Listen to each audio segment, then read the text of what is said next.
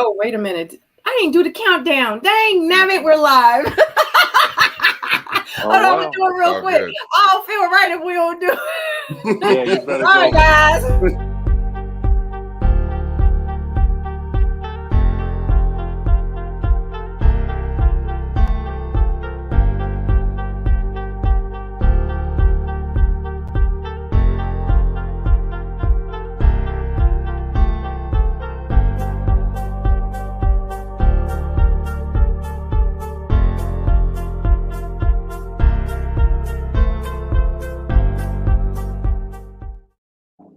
What's going on, guys? I know I am a complete goofball. And you know what? Y'all already know that, so it is okay. If I didn't do my countdown, I would have been on this whole panel tonight and I would have felt like something is missing. And I was not going to do that to myself. So anyway, welcome back to my channel, guys. Thank you so much for joining us. Tonight, we are going to be talking about Ready to Love Miami, season number 7. Second dose of Miami, episode number 4. I have my amazing panelists with me tonight for us to discuss, and it is a lot to discuss, a lot to unravel. This episode was explosive. I actually thoroughly enjoyed watching this episode. Like, I was really like, oh my God, what's going to happen next week? And I haven't felt like that since really the show started for this season. I feel like I felt like it was going to be good, but I just, it was kind of like this. But I'm excited. But anyway, you guys know in the very, very beginning, I like to introduce my panelists, and in the very end, for you guys that don't catch it in the very beginning, because they are very, very important and you guys need to know who they are and where you can find them. So we are going to start with Tyrone. What's up, everybody? Tyrone E. Wilson here. You can find me at Ty Wilson 21 everywhere. It's always a pleasure to be up here. It is going to be fun tonight, and I look forward to it. All right. Sharice. Hello, everyone. I'm Sharice. You can find me at Sharice Logan and Logan Skincare. That's my brand and my skincare company. I'm also from the Miami Ready to Love season, I guess. Season 1 Miami?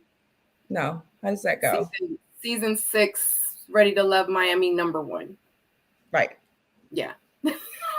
Who knows at this point? That part. P.O.? Yes. Yes, P.O. From Potomac, Ready to Love.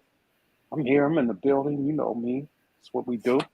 I come up here to enjoy the fellow panelists and provide just a little bit of, spark to it. Let's get it. Definitely out of spark. And Tyrone, let everybody know, because you're from Ready to Love as well. Let them know which Ready to Love you are from, because you never say it. I keep forgetting. I'm from Ready to Love DC. I was on the cast with Sabrina. I'm sure J-Dub will remind us again of that at some point tonight. So let's go. Right. And also, just to let you guys know, Stacey B fans that are out there, she is behind the scenes right now. She is about to log on. So Stacey B fans, she is coming, and supporters and friends and family of hers. And just to let you guys know, if you don't know who I am, for you newcomers, because I do have a lot more followers on Instagram, and I just went live on Instagram to let you guys know that I'm getting ready to go live over here. I am Sabrina from Ready to Love DC with Tyrone. And if you guys have not watched our season, make sure you go back and watch all of the seasons that we are on. You got Ready to Love DC up here. You got Ready to Love first season of Miami. You have Ready to Love Potomac. You have Ready to Love Houston about to log in. So yeah, it's a whole lot of Ready to Love, because we are ready to talk about Ready to Love. But anyway, shout out to you guys in the chat. I see you guys like in there, and I appreciate you guys so much. Thank you so much for supporting me, for supporting my panelists, for supporting our panels. We love you so much. Do not forget to like this video. If you have not, we will give you a second to go and hit that thumbs up. If you have not subscribed to my channel and to Tyrone's channel and to Sharice's channel, and to subscribe or to follow us on Instagram, make sure you do that as well. And all my deets are down below in the description box. Y'all know where my phone phone see is? what's going on. Maybe I need to. Oh, So we added Stacy B, and I'm going to mute her mic because she's getting it together. Until she gets it together, we will begin with Stacy B. Now, before we even begin, what y'all got to say about episode 4? And you just a real quick sum it up. It was good. It was really good. I thought it was interesting on the yacht party. Yeah. Got I want to very say, complex. yeah. I was saying it's about damn time that we get some ish going. Right. It's damn time. Yeah. Facts. It was. I would look at it as both fire and ice. Right. It was fire because it was just spicy, and some people was just ice cold down there. Yeah, we definitely got to see a lot of their personalities come out. Yeah. And you know, because it, like, I had questions about like certain people. Like, I know people were feeling some type of way about Tony. I was like, I'm starting to get a feel for Tony. I'm starting to get a feel for Blake even more. I'm starting to get a feel for Morgan, and I'm glad we were able to see Anthony. And I'm so sad with Andre, but we're gonna get into all that. That's just to kind of sum it up, to let you guys know what, you know, is in store for tonight. You guys know I do have my slide pictures that I'm going to be putting up. I do read my notes, and if you guys have any comments to pretty much say of whatever we're discussing at that moment, definitely put it in the comment section. You guys know sometimes I do put your comments on the screen, and sometimes we do discuss them. So definitely stay active with us, because we want to know your thoughts as well. Like, it's our panel, but you know, you're a part of this too. But anyway, let's go ahead and begin. The episode starts with the men meeting on a group fishing date. They discuss some of their connections, and then Tommy shows up. He asks them that, oh, let me extend my notes. Sorry. Oh, he asked them, are they enjoying themselves and enjoying the process? And he pretty much lets them know, well, you know what? I've arranged a yacht parties for you singles, and to let them know that one woman will be eliminated on that boat ride. So in the very, very beginning, we do have, or the very first date before the yacht party even gets here, Marc Anthony says that he wanted to go out with Jeffrey to get to know her a little bit more better. They do go on a solo date. Jeffrey says that he is tall, he is fine, and he got some nice teeth. He seems to be natural at bull riding, which is their date, and her, not so much. Marc Anthony asked her, what is she looking for in this journey? She responds that she wants a leader, she wants a protector, she wants a provider, a confidant. She is a nurturer and a giver, and she wants that to be reciprocated to her. She does ask Marc Anthony, could you ever see yourself with or in a blended family, because he doesn't have no kids. He says yes, he could do a blended family, and he actually wants kids of his own. Sorry guys, I'm having a hard time talking today. She says that he shocks her, and she does want another date with him. He says that he never dated a woman with children, so he wants to walk down this very, very slowly with Jeffrey. Thoughts on the Jeffrey and Marc Anthony date? All right. So he said he never dated a woman that has kids before, right? Yep. So Jeffrey at this point should let him break his virginity on somebody else, right? Because in terms of, I mean, you know, dating somebody with kids, right? Because it's like you get thrown into this dynamic. There's a lot of stuff that's, you know, that's got to take place. So I just think like that probably is never going to go anywhere serious. It's like saying I've never been in love before. That ain't going nowhere. I think they had an overall interesting conversation. I don't know where it could go or how serious they could become, but I thought that they at least talked about each other and what they had going on.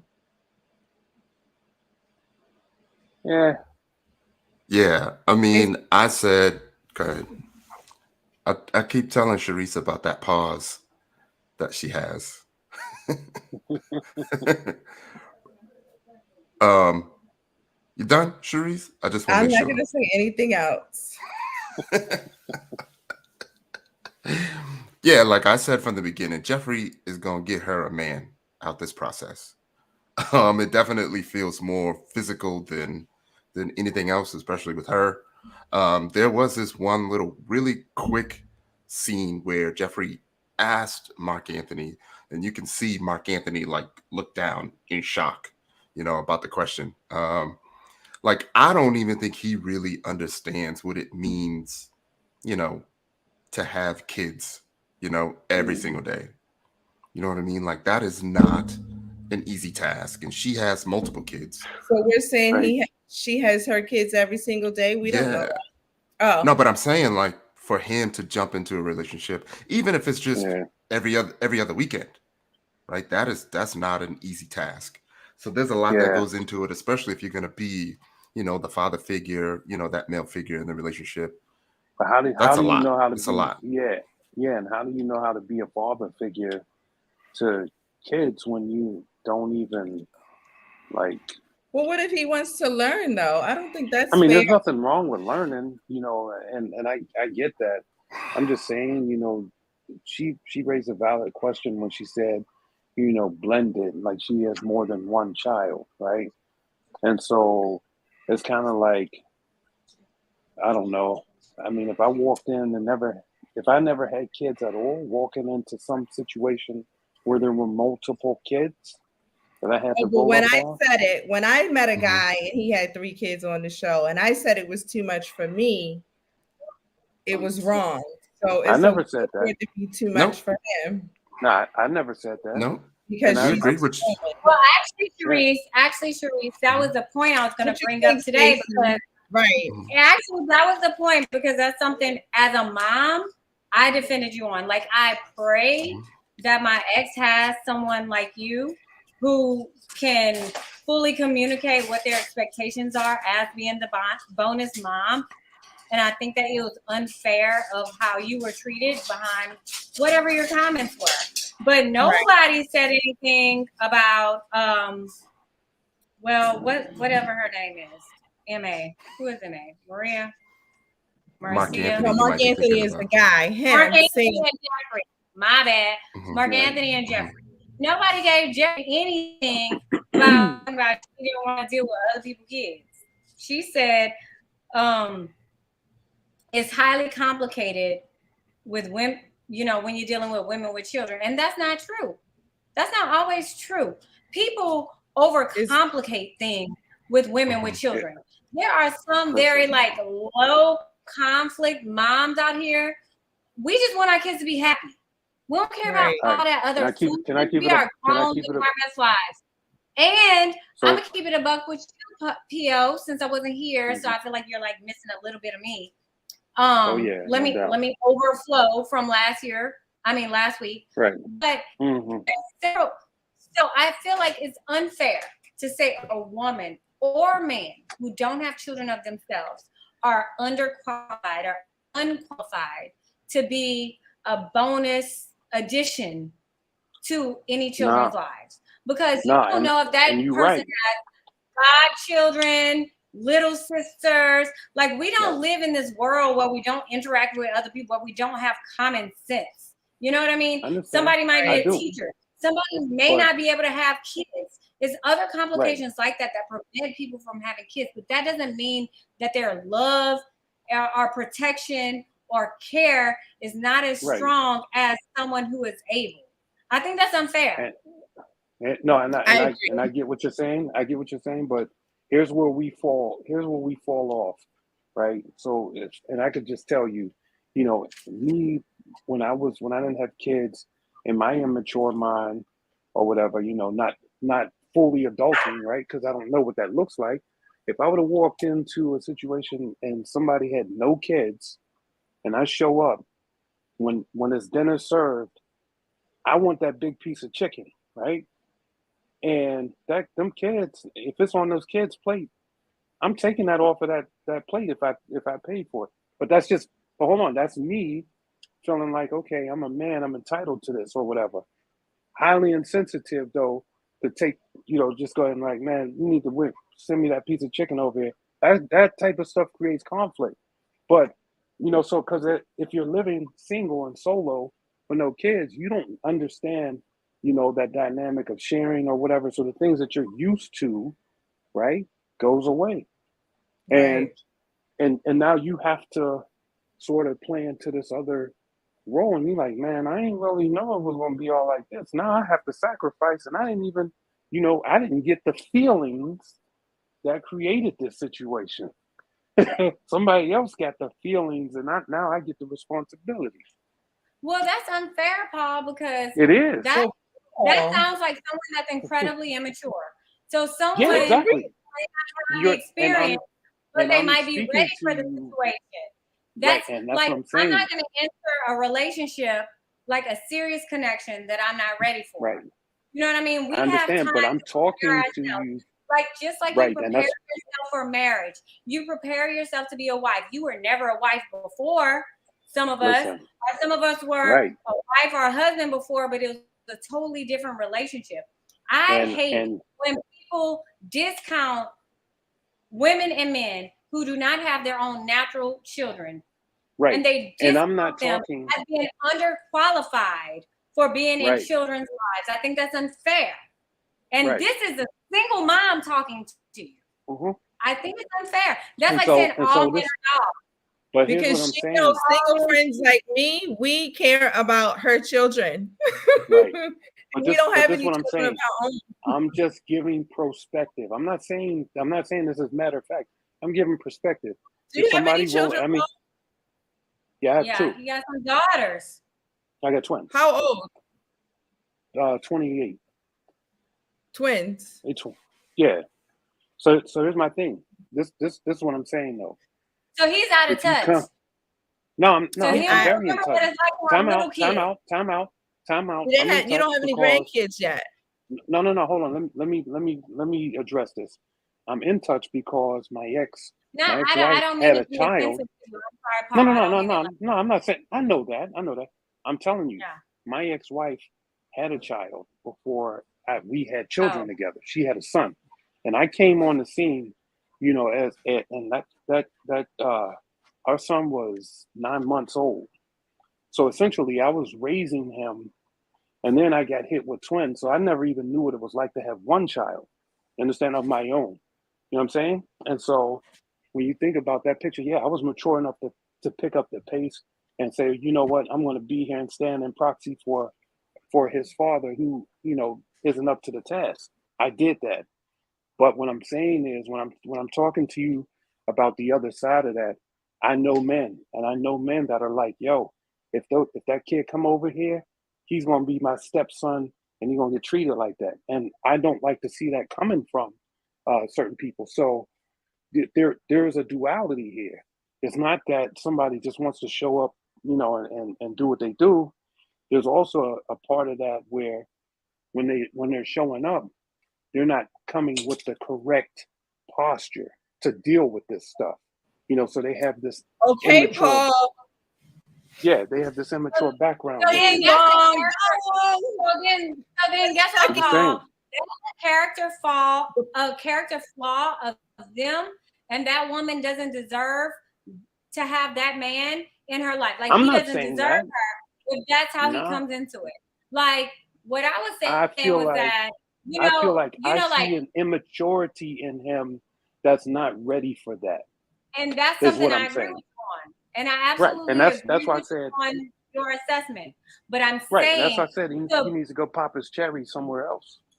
Correct, but I'm gonna say to blanket cover all men or all women who may not have biological kids of their own. We don't know what kind of biological issues they have going on, what kind of medical not issues. At all. We don't know. That doesn't disqualify them for being the best for some of our kids. I look at people like Sharice, Paul. I look at you. I look at Tyrone. I look at Sabrina. I would love for my kids to have one of you. They have a father in their life. Right. I'm not dating to have a replacement dad. I'm dating for me. I'm in this era where I'm dating for me, right? I'm going to be, my kids are going to be gone. You know, I have older kids. My youngest is 10. So in 7 years, I'm going to be by myself. Think about it. By the time I meet somebody and we're really in a relationship and we're getting married and stuff, that's what, 2, 3, 4 years. She about to be out the house. You know what I mean? So my issue isn't dating to father. My issue is dating for love and dating for Stacy. So on one hand, it's a like misconception about single moms, right? Like, oh, everybody need a daddy for their kids. No, we don't. Our kids are good. No. Some of our kids are good. Especially got a mother like this one right here and this one right here. Our kids are good. My prayer is that a Tyrone, a P.O., a Sharice, a Sabrina, I pray that my children's father has a partner like you guys, who I know will come with love and care and support of my children. That's it. Anybody else? I'm not going to blanketly say because you don't have one already, you're disqualified. I believe that. No. And best believe whoever she is, I'm sending her a Louis Vuitton for Christmas, baby, on Valentine's Day, because I appreciate you, sis. I can't wait to have one. I know. Yeah, no, I'm not challenging that. I'm simply speaking on from the characteristics. I'm sending bags. Right. So I just feel like Marc Anthony is not ready for that life. Yes, because I guess Jeffrey says she was looking for a father figure. So you're saying he's too young to be a father figure to not young, doesn't have enough experience. I don't see that maturity in him. I feel like he's, from what I see anyway, I don't see any depth that would, mesh well with what she's looking for. That's what I'm saying. The end. Tyrone, you got anything? Yeah, I'm afraid to say anything. I'm gonna say a word. I'm gonna say on you. Nah, I mean the only thing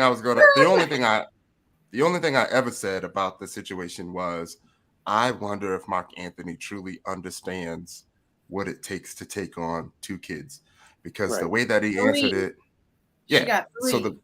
so the way that he answered it, there was no reservations, no nothing. He just responded really, really quick, like, yeah. And I feel like she would have understood if he needed to take a moment to be like, okay, multiple kids, me and you, but I'm pretty sure he had to have thought about that prior to the date. And, he had to have known it was going to come up. So he needed to be prepared to answer that question. I just think he just answered, really, really fast. And I was in a similar situation similar to Paul. My daughter's mom had 2 kids before me. So it was like I woke up one day and I now have 3 kids. Right. And I was 30 in my early 30s. So in a similar situation. So I get it. And that's why I was saying that. And my father, who met me when I was 1.5, was not my biological father, but he stood in, and that takes a lot. So that's all I was questioning. I just wanted to make sure, that he truly understood that, and he's, truly ready for that. Right. I think that, he needs some practice. He needs to get his, go. I wouldn't say practice. He needs to go. Well, not practice. He needs to go and, deal with whatever he needs to get out of his system, and then get back to it. I'm not gonna go with what Paul said. I wouldn't want my kids to be, the punching bag kids that some random dude get to practice on. Come on, Paul. Hey, yo, I know dudes like that though. Real talk. Well, he did say that in his green screen that he never dated a woman with kids, so he does want to walk down this very, very slowly. He did say that, because, also too, to let you know, like when we are on our green screens, we have producers that are sitting in front of us that's asking us these questions. We're not just sitting in front of the camera and we're just talking about stuff. So just to let you guys know, if we're like, I don't know why Tony did that and and when we were sitting there and I need y'all to understand that there are people in front of us that have a list And they're like, so Sabrina, what did you think about and how Tony felt about and when he kissed such and such? Like, they're literally asking us these questions. So just to let you know that they probably asked Marc Anthony, and at that very moment, he probably thought about it, because they do say stuff to you like, are you really ready to be a father to 3 kids? Like, that is something that they could have possibly said to him. And that's probably why he made the comment. But on screen with Jeffrey, she like, you ready to be a kid? You know, I mean, a father to 3 kids. He like, oh, yeah, I can do that. I can do that. Yeah. You know, like, because he just, you know, he was answering. He's trying to make it to the end. He's trying to get the girl. He's trying to, you know what I'm saying? Get what he can get, whatever he's trying to get out of it. And that's the answer that he gave, because at that very moment, that's how he was feeling. I don't really think that he thought about the question really until a little bit later. But like I said, I think he's in it to win it. But I don't negate and doubt that he doesn't like Jeffrey. You know what I mean? But to come into a situation and father 3 children that isn't his, for, you know, if he had dated women with kids before, I could be like, oh, okay, he you know, he done got his feet wet. He understands like what it would take. You know what I'm saying? But the fact that he's never done it, honey, I'm a single mom, full-time single mom from conception. That's my life. That's where I am. Full-time single mom to 1 kid. And let me tell you something, it's been one of the most challenging things I've ever done. So to have someone come in and, you know, father 3 children, you know, I really don't think that he understands the severity of that role. And I think he just kind of answered prematurely. I mean, that's just my thoughts. Not saying that he doesn't like her and he wouldn't do it, but I just think he didn't really think about it thoroughly. Probably not even in the process. I definitely agree with you guys. Like, I can see where Ty and P are coming from. Like, there was an insincerity about it. I see where Sabrina's coming from. Like, his response was like like an impromptu, not thought out. Like, oh, it's go time. Let me just say what somebody wanted me to hear. I totally understand what I was saying was just generally speaking for people who are in the world, because I never wanted to be like, people don't think, like, women, like moms like me, don't feel like there are people capable of being in our children's lives. I think what I didn't realize in listening to our dialogue, I didn't realize that Jeffrey had mentioned like the father figure for kids. So that's pivotal. So I didn't catch it on a show, but I'm glad y'all brought that point up. That makes a big difference in this conversation. No doubt. So I totally get where y'all are coming from. Thank y'all for that. Anything else with God? That was that was the first scene. We ain't even got to the yacht yet. Goodness. Right? Me and Stacey already fire. Yeah, I'm leaning towards Paul now. Like, this felt like one of the most produced episodes yet. Like, everything, the dialogue to the fishing, to the who set this up. Like, Tommy, you know who set this. Come on. You know what I mean? So yeah, I get it. Even the way that they're explaining, the way that they're switching from person to person. Like, come on. It's a lot, but whew, Lord have mercy. All right, so before the yacht, we have another date where Blue meets Marcia on a solo date. She begins to tell Blue that she doesn't like outdoor stuff. She don't like hiking. She don't like fishing.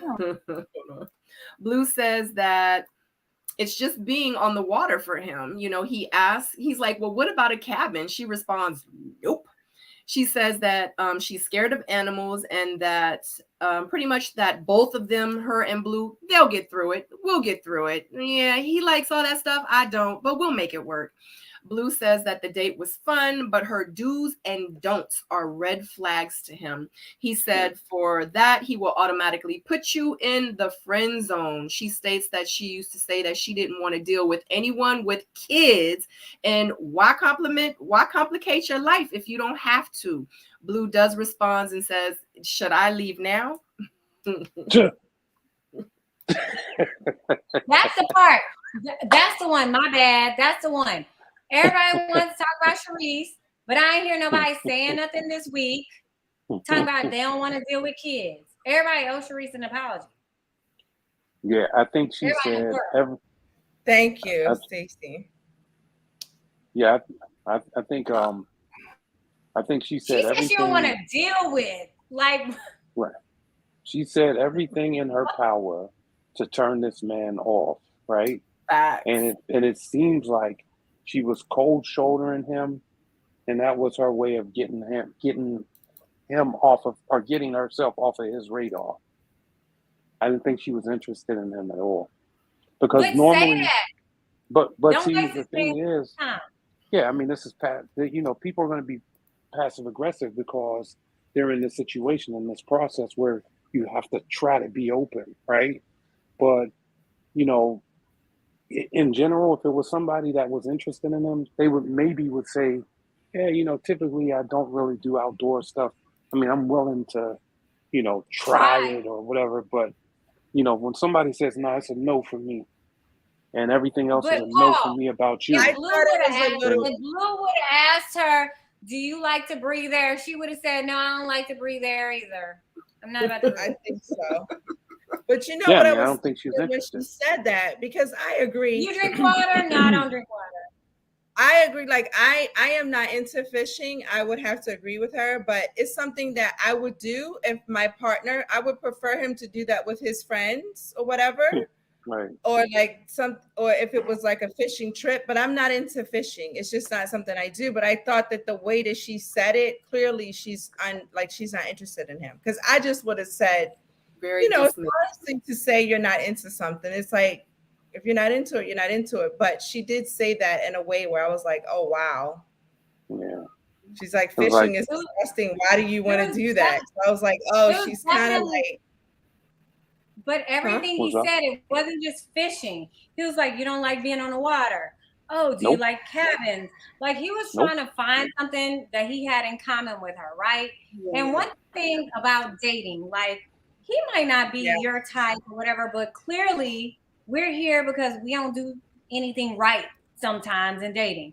And we need to right. venture outside of our box. You can't come into a situation where it's just negative, no, no, no, no, no, but you don't have no man. So maybe you should try something differently. Fishing doesn't mean you gotta fish. Y'all know how peaceful being on the water. Now I fish. love to fish and crab. I love fishing. And I'll tell y'all, I Right. like to watch people do it, but I don't know how to do it. I like to watch, but I don't do it. I've said this before, and I love to fish, right? My uncle always taught me, and this is a lesson I learned for myself. If you got to beat it off your pole, you don't need it. And I had to beat a catfish off my pole just to get that hook out of it one good time. And so that applies to life. You got to beat it off your pole, you don't need it. However, it's very peaceful out there. I love it out there. Like it's so nice. Like you don't even have to fish all the time. You can sit back, chill, drink your drink, and watch the men. I'll be drinking while you guys are fishing, like, and I'll eat fish and help you cook it. And the crab. Women always talk. A lot of women always talk about how they like the hunters. Like they want to be pursued. They like a manly man. How else manly is a man that's going out there and getting whatever catch you want with his own hands? Girl, you will always eat, okay? Facts. Who's gonna be hungry? And that's a low calorie diet. Cheers, especially if he's getting a good fish. Baby, ain't nothing like them reds. This conversation made me worried about Marcia, in her future, because that was a big difference from her and Blue's first conversation. Like Blue started off as her safe space and everything. Right. And even in a previous conversation, I think it was Lyndon when she was talking about how she likes monkeys or something. So it wasn't about her not liking animals. It was about, her feelings for Blue. So when I was watching it, I was like, what is going on here? What is happening? And then it hit me and I was like, Tony is what's happening. Because if you remember in a confessional, when she was describing the date, like she went the extra mile and said, I really, really like it here. Mm-hmm. Remember that? So it made me feel like she was emotionally invested in And I'm only remembering this Thanks. because I finally finished my video today. So yeah. I got to catch up. I'm on episode 2. Yeah, you'll get it. You'll get it, Ty. You're almost there. Well, yeah, that date was cringe for me. I know how I am on dates with people that I don't really care for, like after the first, because you know when you sit down and you're meeting someone and you're on a date with them, you know within like the first at least 15 or 20 minutes if you feel in them or not. You know what I mean? And I know for me, if you do something or say something or whatever, especially like if it's a deal breaker, and it's usually quick because I know what I want, I know what I like, I just know. And if you say that one thing or do that one thing or whatever, like I'm good. And just like Blue was good with her. So you know what I mean? So, but cut your losses early. Yeah, I just think that she should have handled it a little bit differently because in her head, I don't think that she thought like maybe he gonna go back and tell all the other dudes like, you know what I'm saying? Like he friend zoned me and he don't even really feeling me because for real, I really wasn't feeling him. So I was like, I don't do that and I don't like this and I don't like, you know what I mean? So maybe he might tell them so that could hurt her chances. If anything, she should have just played it and, you know, like you on a date, you getting to know these people, but she like kind of self-sabotaged herself and that could have ruined her in a sense. So that's just my thoughts. But that's a good point, Sabrina. I never talked about that. I never thought about that.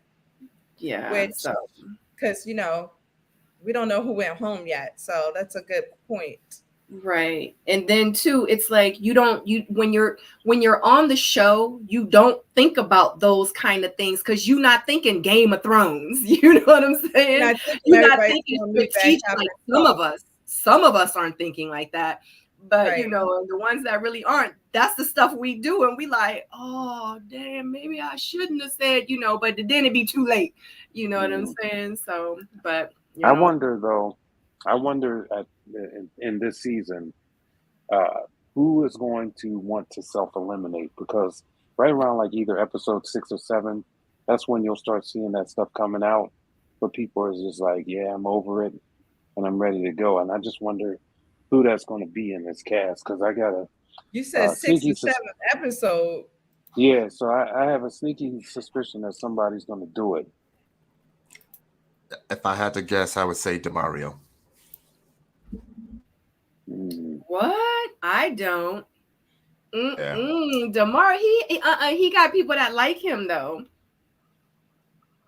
I feel like if anybody do it, it's Blue. Because who Blue really got connections with? Blue, honestly, he seems like he's very level-headed. He seems like he's calm. He seems like he's really down to earth. I don't really see him as like a game player. I see him just like, honestly, like as a regular guy. And I'm starting to feel like he probably feel like, yeah, like I'm going to be forcing it. And because he really seems like he's like mature on that level. Like, I feel like I'm forcing it. And I feel like, so... But I don't think anybody's gonna. If anybody's gonna do it, it was Andre. Because we're gonna. Yeah, well, I feel like he'll be back with the virus. With the I meant the COVID. The virus. He'll be back. I feel like Blue might just be voted off at the bottom, and also for the people that like Demario, I don't think many people like her, so she gonna be voted off next. Her. Yeah, you cut her, and then who's going to be voted off. It's Marcia. She already at the bottom. Jeffrey and Corvia. Who's the other person? And Corvia. It's those 3. Yeah. And I don't know how Sue sticks around, but we'll see. Challenging Jeffrey. So I don't understand why. Oh, we're not on that part yet. Why did Blake like? We about to come. Oh, let's go. All right. The day of the yacht party. Before they board, Tommy tells the singles that Andre has tested positive for the big C and he has removed himself from the process. Cynthia says that she was so sad because she really had a great date with him. She felt that she was really able to get to know him and she was looking forward to getting to know him even more. Jeffrey said that she was shocked and he was a priority on her list. The ladies at that time find out that someone will be going home on the yacht ride. Now, the first singles to sit down are Anthony and Cynthia. Cynthia says that she had heard some great news about Anthony. She says that she wanted her turn with Anthony too. She said that they talk about their kids. Cynthia says that she was impressed with him. He knew what he wanted and how he handled the conversation. She really liked it. She says that he is a male version of her. She says that her person is someone that is going to wake up every day and choose her and she is not taking anything less. Anthony says that Cynthia has a lot to offer and he has learned so much about her and that they want the same things and the same outcome. So Anthony and Cynthia. Okay, first of all, before we even go that far, how y'all feel about Andre and him getting the big C, but him completely removing himself from the process?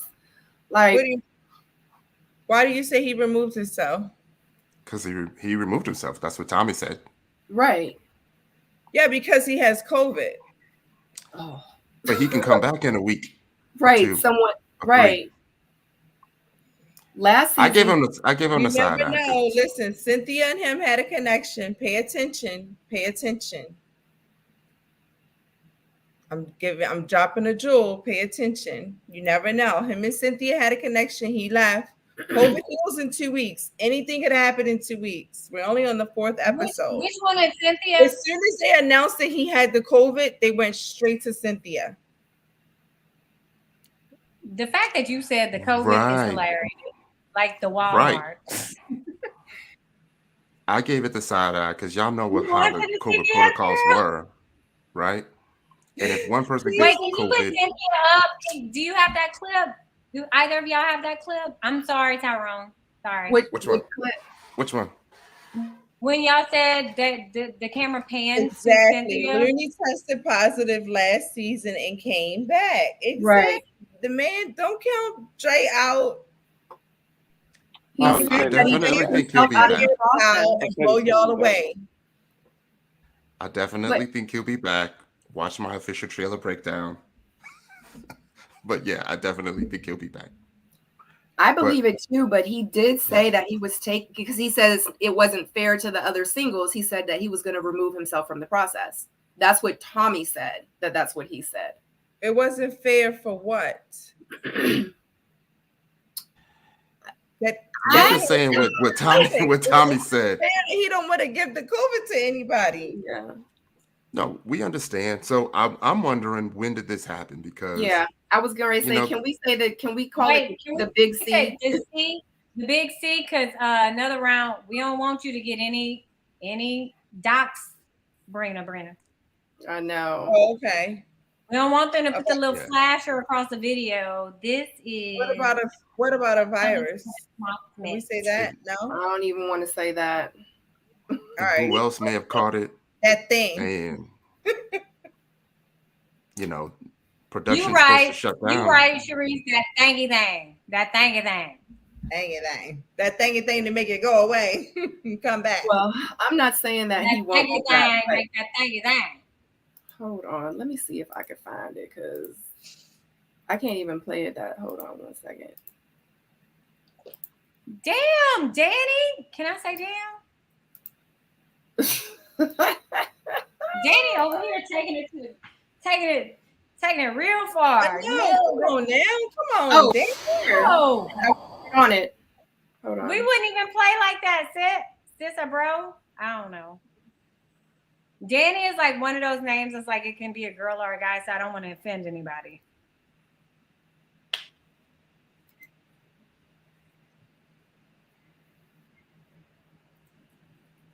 all. Sadly, our brother Andre has tested positive for COVID. Oh no. So, out of respect for you all, he decided to step away from the process. That's BS. Right, meaning out of respect for you all, like, you know, that How thing you they gonna didn't say get was past respectful for me?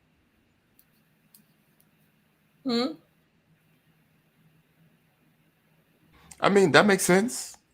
He didn't say his How journey you ended. gonna He judge stepped what's away. ready for me or what I'm comfortable with? You don't know. I'm vaccinated or whatever. Oh, can I say that? Can we say the V word? Not to be Y'all confused didn't want him with to the stay V. away if he has something. No, I was wondering who else got it because he's been awfully But I close didn't to feel like a he few had. people. Oh, sorry. Nobody. Somebody had it in my season too. She didn't give it to any of us, and I had a conversation with her. I had it. And I was out there like last year. I can't. I can't. Yeah, well, Tommy said that he took himself out of the process, but you know, it is what it is. Y'all say y'all think he's gonna be back. I don't know. Maybe so. Y'all think they're gonna throw that card for him? The girl's gonna come together and be like, "Oh, it's Andre. We miss Dre." I mean, it would make sense. It's just weird. He didn't get it voted off. They don't need it for him. And he was a strong He was a strong single. Like I was really shocked. Stepping away, right? So I'm looking at spiritually fit, and so like to me, like if someone says stepping away, that means like they're disqualifying themselves. Right. That's how y'all took it. That's how I took it. Like, I looked at that as him taking a quick moment, and he'll be right back at you. That's what I thought before I heard the clip again. But now that I heard the clip, it's temporary. I hope so, because I really like Andre. Like I would like to see him, finish it out. I hope so too, because he brought like a different, like a young, mature vibe to it. Like I really enjoyed Andre. I liked him. Me too. Y'all can say what y'all want about the little bangs, but I liked him and I liked his bang. No, I like people who who's artsy like that. I love it. Yeah, I think it's slick. I could be just hating just a little bit because I can't grow that. I don't know. I like Andre. I just didn't care for the little rat tail in the front. I like him and I like his little rat tail. I think it's cute. I want to go curl it with my little bitty pinky finger.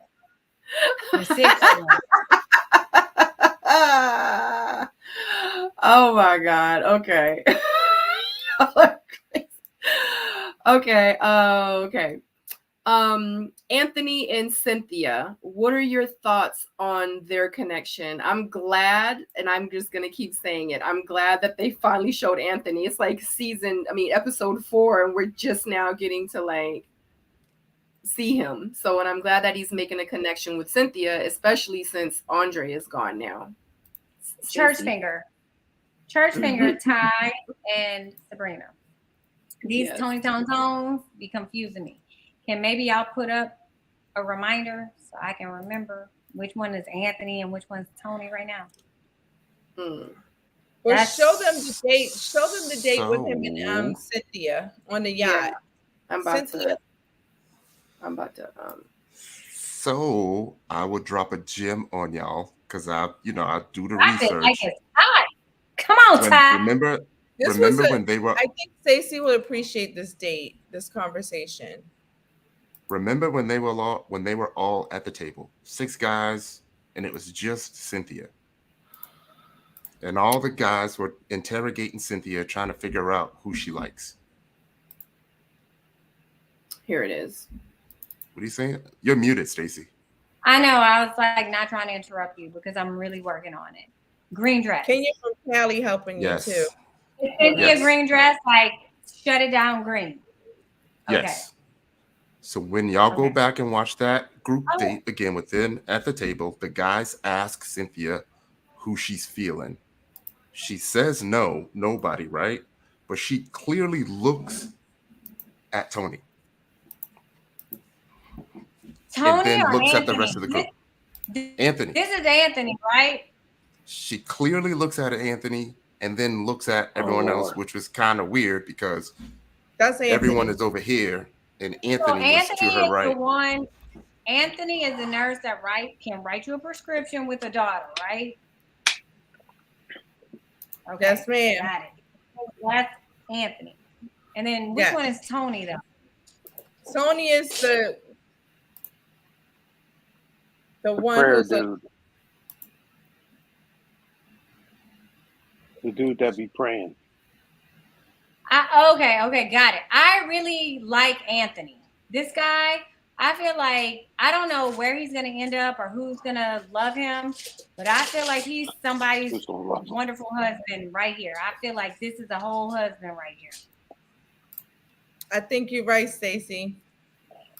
I get the same feeling. I don't know. Sharice talking like she knows something from the inside. I'm just saying. No, I just have like he's, Mm-hmm. he's talking good. He has a career. He said he was ready for marriage. His introduction. He has his house. He has his career.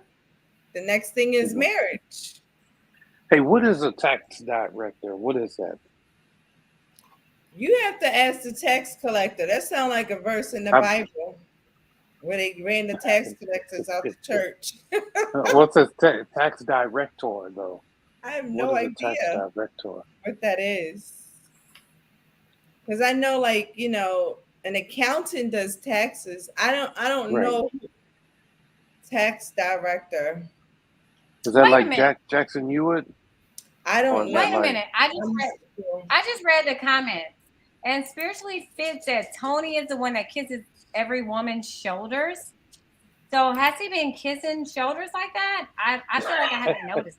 Kissing shoulders. He definitely kissed Jonique's shoulders. He definitely kissing on Morgan.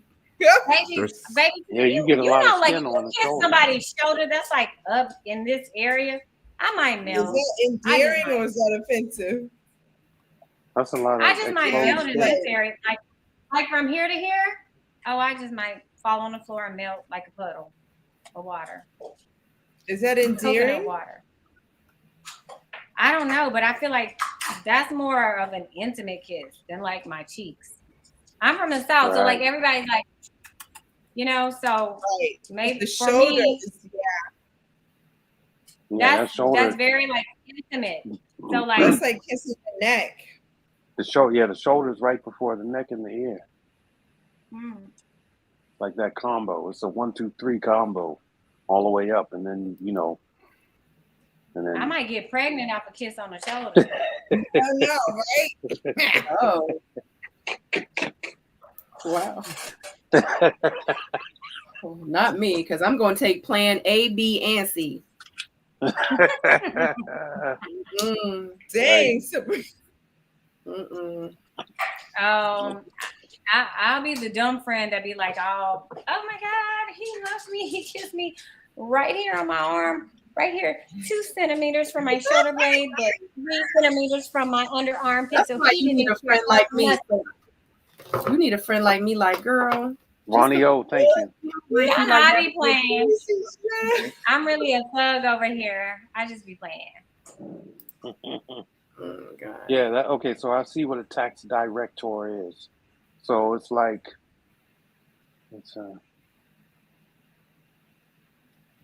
okay, gotcha.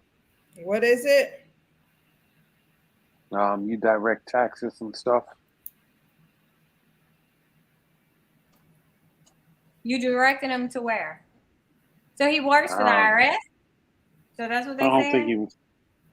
No, I think he might work for he could work for Jackson Hewitt or Turbo. Not Turbo. Oh. She goes. She's funny. All right, guys. Does I know his last name real quick? No. So does his last name is Danza. Danza. Ew. Tony Danza.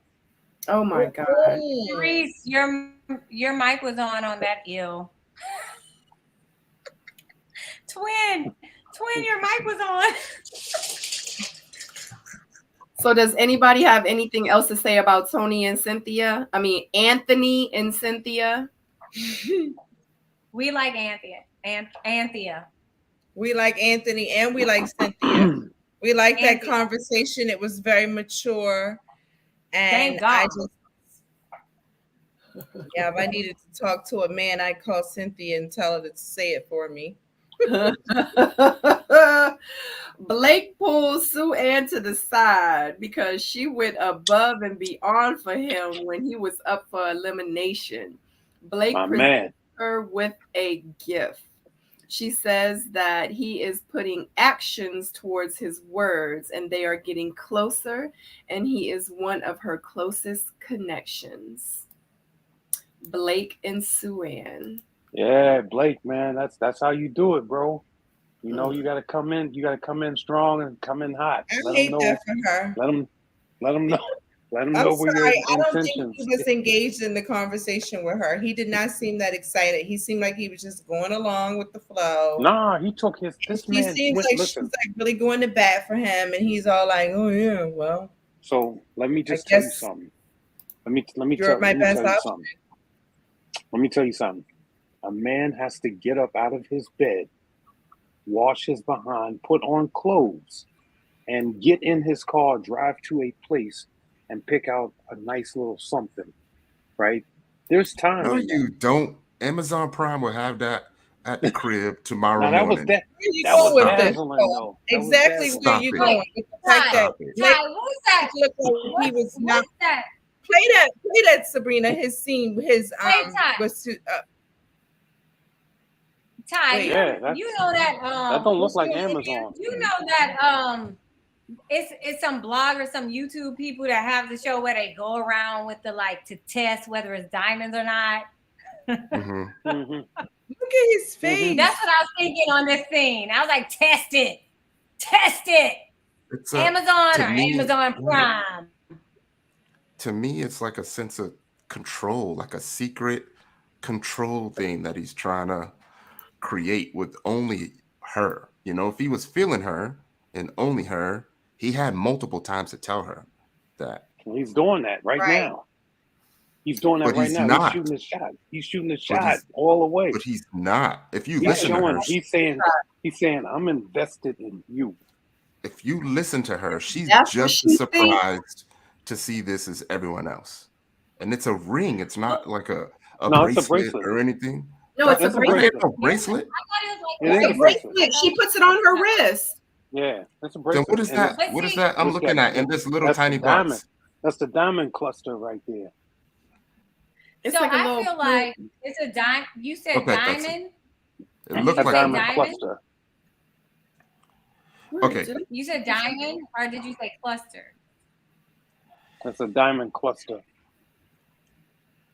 Either way, I feel like that's just some type of mechanism to get her attached to him and have it be their own little secret. May I ask you a question, Tyrone? He done messed up with everybody else. May I ask you a question? Is there something wrong with that?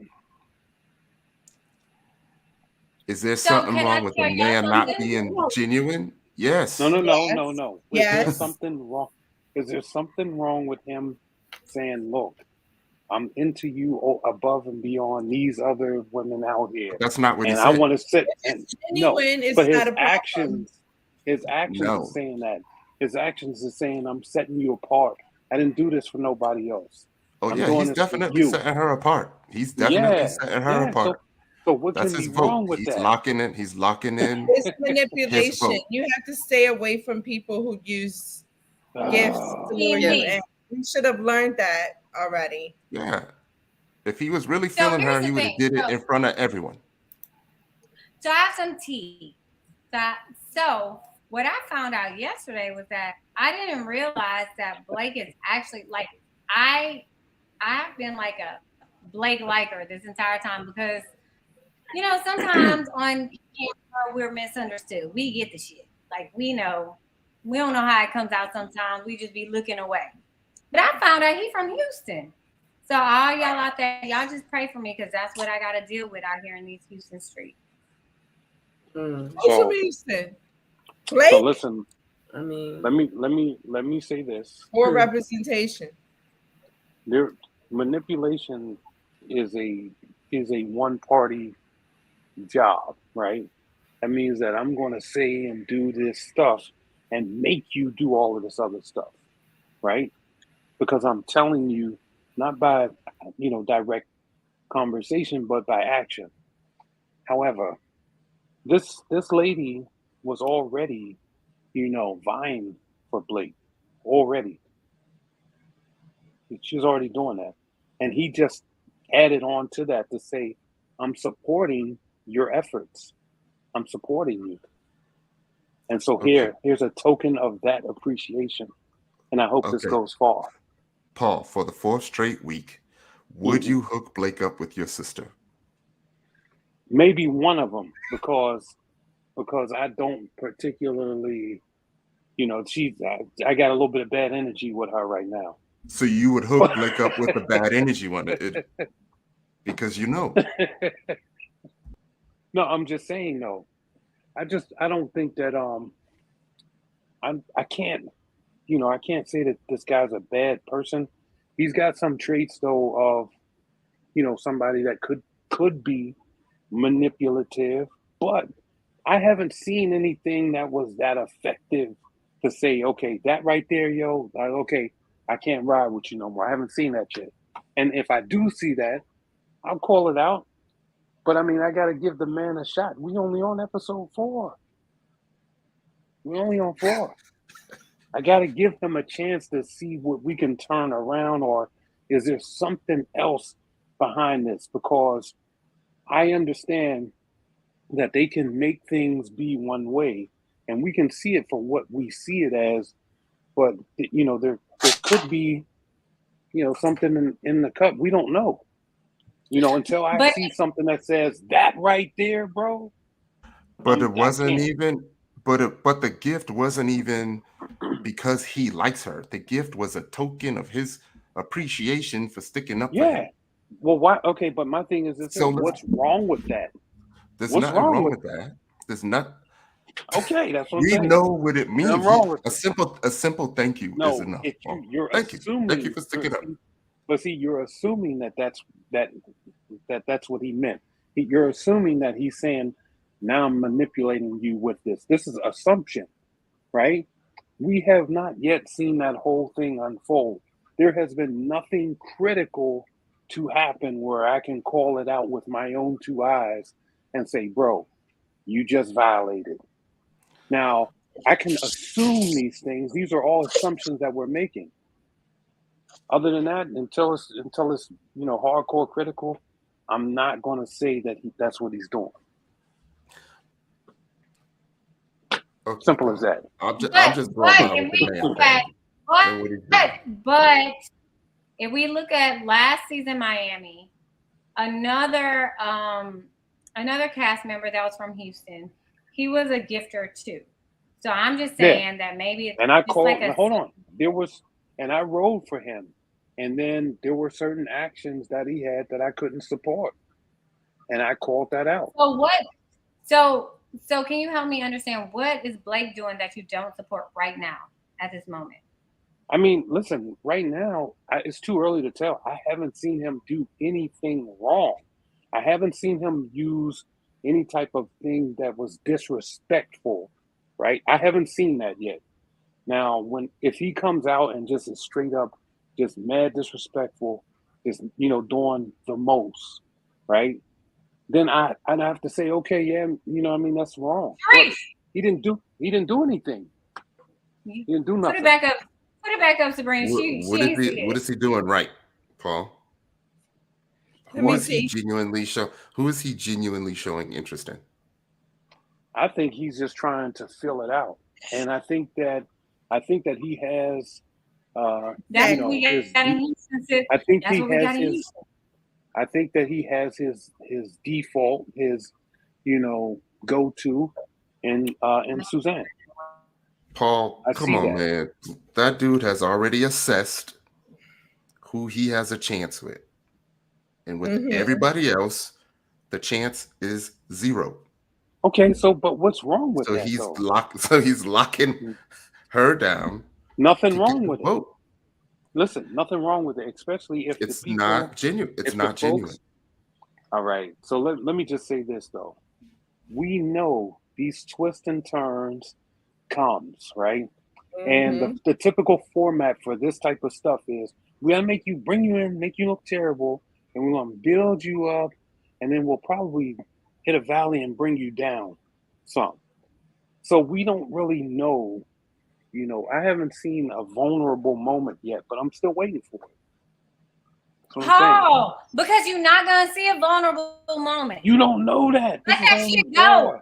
You can deliver, but you ain't gonna part. deliver vulnerability. You can deliver everything else, but what you ain't gonna deliver right now is vulnerability and authenticity.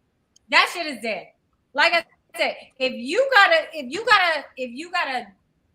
gotta direct my attention to shiny things instead of who you are as a person, your personality, your character. If you have to distract me with other things to get my attention off of what is before why me. Is he doing that?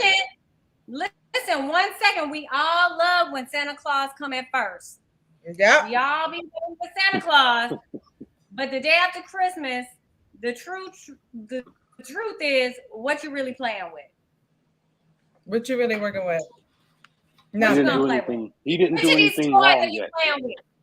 He didn't do anything wrong yet. With your family, you're gonna go eat. You're gonna go with character. You're not gonna go with these little toys that caught your attention for 2 seconds.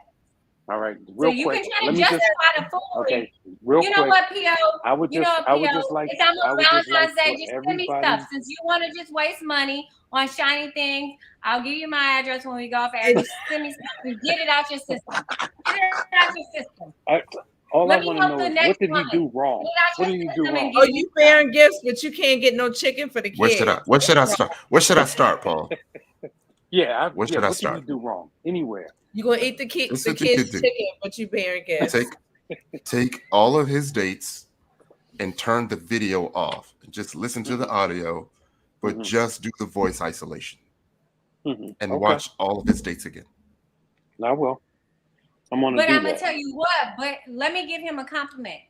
That hair, like, thank you. I feel like his hair is on point. Like it's on point, like you know when you go to Atlanta and in Atlanta they have the like some Dominicans, and I mean they use a little bitty round brush that's like the size of a pencil, and they do that curl and they do it. Let me tell you about his hair. Now his hair is perfect. Which one, Blake? Yeah. He got that perfect little the skin is size. He is perfect. He is. You know that 0.5 Dominican round brush that they will straighten it out, but it's like the size of a pencil, and they will straighten it all. Yes, a little small one. Get down in there. Like the nap of the hair. Right in the. He got them anti-pearly. How she got that little skinny little the roller, the pink sponge roller, and it's real to the little. Front. Put a little bin on it. Well, I'll tell you what. Like I said, I know you wish I'm a rad. Yeah, exactly. I do wish I had that. I had it before, but I kind of gave up on it. But I'm trying to give you a compliment here. I'm sorry, his dimples and then the fade thing too. Is he giving me gecko or something? Gecko. I just want to see. Lizard. I'm gonna ride for my underdogs every time until they show me that they don't need the support that I'm going to give them. If they do something ill, I got to stand on the side of right and Thank you, Mimi. And let it be tonight. So to be clear, Paul, what do you think the bracelet was for? I think that diamond out for spilling his facial expression. No, I think that it was a part of reinforcing. That was a genuine woman reward. No, I think he was reinforcing the fact that, yo, I'm gonna need you. I need you to be here. So this is Right. a side of me that I'm giving to you to fuel your fire. I mean, and there's nothing So wrong you with can that. go fight for me. This is what this is doing. I need you to go back to that Yeah. lounge because I know everybody else is singing and knows who I am. But I'm going to give you this gift so you can go and you can. Yeah, I think it just adds some unnecessary Save pressure me. on her to not, She was already doing that. go against him. She was already doing that. I mean, hey, real quick, y'all can continue this conversation. I'm with Mimi. If you're on your phone watching this live, hit the little X in the corner because I watch as we're going and I have to remember, like, as a panelist to X out because this is a really good conversation. X out, hit the like, and then come back to the live chat.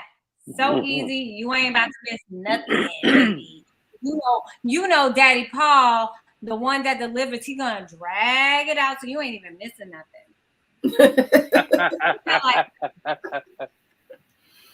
Definitely, guys. If you are, because we have 195 of you watching right now. If you have like 200 people and 55 likes, like, yeah, what y'all doing? just go here. I'm giving y'all 2 seconds. Go, come right back. Boom. I just smashed that like button. Thank you so much. Oh my gosh, y'all! I have these fruity flies in my house. Please, y'all, DM me and let me know how to get rid of fruity flies. Oh, yeah, no, I got you. Everything, my dishwasher, everything. Put some pennies. I threw all of my fruit away, my avocado. I just had that. Oh my God. I'm gonna send you, listen, I'm gonna DM you exactly what you need to get. I'm gonna send it to you on your IG. Please do. And the only reason why I said that, y'all know I be having like fake adult ADD. Like, this ain't for people who have real ADD. This for like people who like can't multitask effectively. So I saw a fruity fly across and I was swatting it, and I didn't know if y'all saw that it was actually a fly. I didn't want y'all to think I was gonna be over here like Paul, who be sleeping for foolishness. Get a bowl. Put vinegar in the bowl, put a piece of saran wrap over top of the bowl, get like a toothpick or something, stick holes in it. The fruit flies are drawn to the vinegar. They go inside through the little holes, but they get trapped in there. I've been doing it for years and it works. Question. And then we can get back to all of it, which y'all are here for. I just DM'd can you use apple cider vinegar? Any kind of apple cider, but I don't have the white kind. I use whatever vinegar I have. That's what I use, and either way it works. Mm-hmm. Thank you. I'm so sorry, but I saw one fly across, and I was like swatting it. I didn't want y'all to think I was like having a moment. Yeah, like like Ashley on Freshman. Back off, mind your business. But mind some words. I just went through that problem, so I sent you what I used, and it was killer. Yay! Shout out to the 200 of you guys that's watching. I appreciate you. Thank you. All right. So everybody took a moment. I'm sorry, guys. I have not eaten my dinner. Mm-hmm. So I'm munching on some chips. Do not judge. Do not judge. I've been working. I blame that one on Stacy. Yeah, I was killing them scrimps. Oh, God. Oh, yeah. Oh, she's gone. Don't forget to put vinegar down your drain, too. So for any of you that's interested in getting rid of fruit flies. All right. So next up, who do we have? We talked about Blake pulls aside Sue Ann. That's right. So next we have Morgan sits down with Tony. She mentions in her green screen that she has a connection with Lyndon and Tony, but Tony does not give her the attention she craves. And she needs to know that she is special to him, not just a fish where a net's being thrown in and it's like, whatever fish I get. She tells him that she thinks that he is husband material, talking about Tony. that he's also a hot commodity and everybody wants her baby. He responds, well, everybody wants you. And she responds, well, my baby telling everybody that he wants them too. He asks her, do you really believe that? And she responds, your temperament is very smooth and flirtatious. He says in his confessional that he has a strong connection, but he is looking for something that is easy flowing, something that's natural, something he wishes that, or sometimes he wishes that she has more confidence. He asks her, do you really think I'm going around telling all these women that I want to be with them? And she responds, I don't know. He tells her that that is not the case and it is concerning to him. She says that he doesn't take the initiative to talk to her and he neglects her. She states Tony has dropped the ball big time. Sounds First like off, checkout time.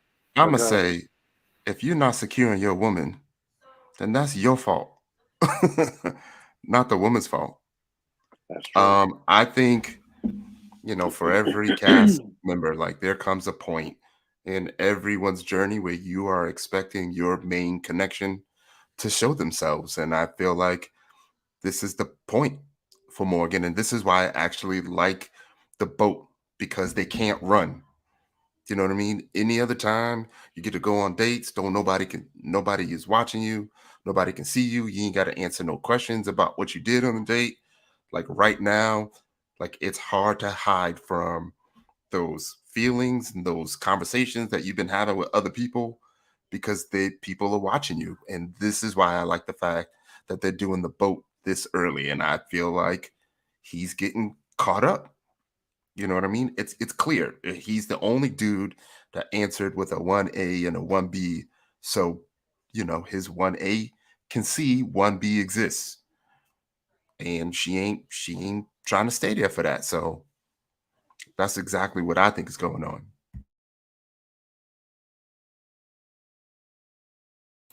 P.O. Yeah, kind of what he said, but I feel like I think there was a shift. I think there was a shift that we probably didn't see behind the scenes, and then plus people, ladies, they're giving feedback, and saying, hell yeah, you think your man is this or this and that, but he's all calling me, and all that stuff. And I feel like she came in there with that energy, and he came in there with that. Well, let me just smooth it out, baby. I'm here. Daddy's home. That type of vibe, and I don't think she was biting on it. So yeah, I feel like ultimately these two they not gonna get too far after this, and I think um that was her reasoning for defecting to Lyndon, as we'll see later. Yeah, they Hey, do show a Sabrina. what. Sabrina and Ty, can y'all remind us what Morgan does? Like, what's her profession? I'm trying to understand, because like me, like some of us, like I like his approach. Like we might not trust him because like he moves like he's from New York. You know what I mean? Like New York He, guys, they got this like he hit her. Rico Suave movement, and just like Caribbean men, you know what I mean? They people take it the wrong way, and it's just like a cultural misunderstanding. So I just want to remember. Okay, interior design. Okay, because like I was just kind of curious about like what exactly she does. Like I need to make a full circle up. I feel like he What do hit her women with like? that There's a daddy's lot about her. home, vibe. There is a wide shot of them having this conversation. If you look at the wide shot, it literally looks like Tony is trying to hide the fact that he's even talking to her on the boat. Wow. You say he's Tell hiding me. it? Right? I mean, we could see what it is. We just explained that after Tony and Marcia's date, Marcia was saying, I really, really like it here. So like you said, Paul, like that word is spreading. Yeah. And they got to choose at this point in order to stay on. Facts. So if that connection ain't strong, you're gonna get a really strong connection, or else, Morgan may be left out in the cold. You see how easy it was for him. Nobody said anything bad about Morgan. Yeah, you see his pride was hurt, but come up one time when they were having the elimination date. okay. Morgan's name didn't come up one time. Nobody had anything bad to say about her. Right. You see his pride was hurt, but it didn't take him long to switch up once, you know, Morgan made her choice. Yeah, and that's telling. He already had his thing in the wing. Who? John? Who was his thing in the wing? Jonica? Yeah, I mean, he immediately, Jonique. you know, immediately was like, all right, well, you know, baby, you here, so what's up? In real life. So let me ask y'all, have y'all like New York accent? Like Ty, you're really good at like reading people. So from what you've been seeing, and we know you've been doing your editing thing, so you're hearing all the extra. Who have you seen? This is Tony, right? Like Tony. So who have you seen his connection with? That you can Tony? see. If anybody, yeah. Like who is he? Like from all the clips and edits that you've seen and all the like the extra stuff you've heard, who are you Marcia. seeing that he's actually feeling?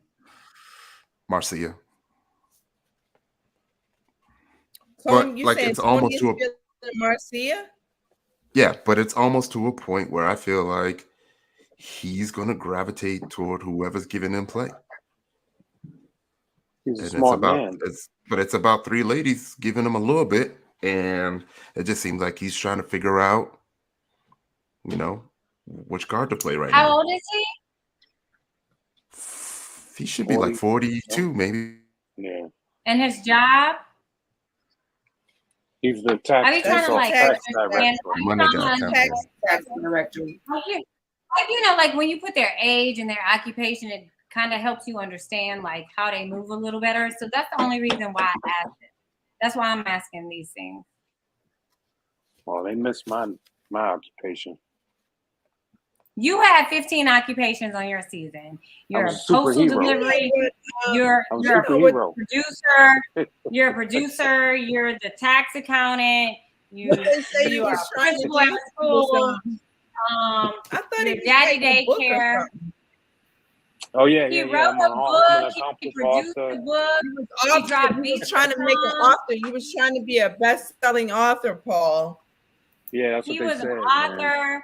He was an author. He was the president. He's the mayor. He was a postal deliverer guy. He's a de-deliverer guy. Yeah. All of the everything. Above. It's above me. It's above me now. Yeah, I know.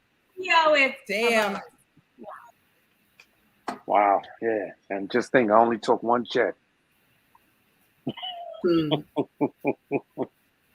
But your credit score is 855. Yeah, that's right. You know. 80s. Yeah.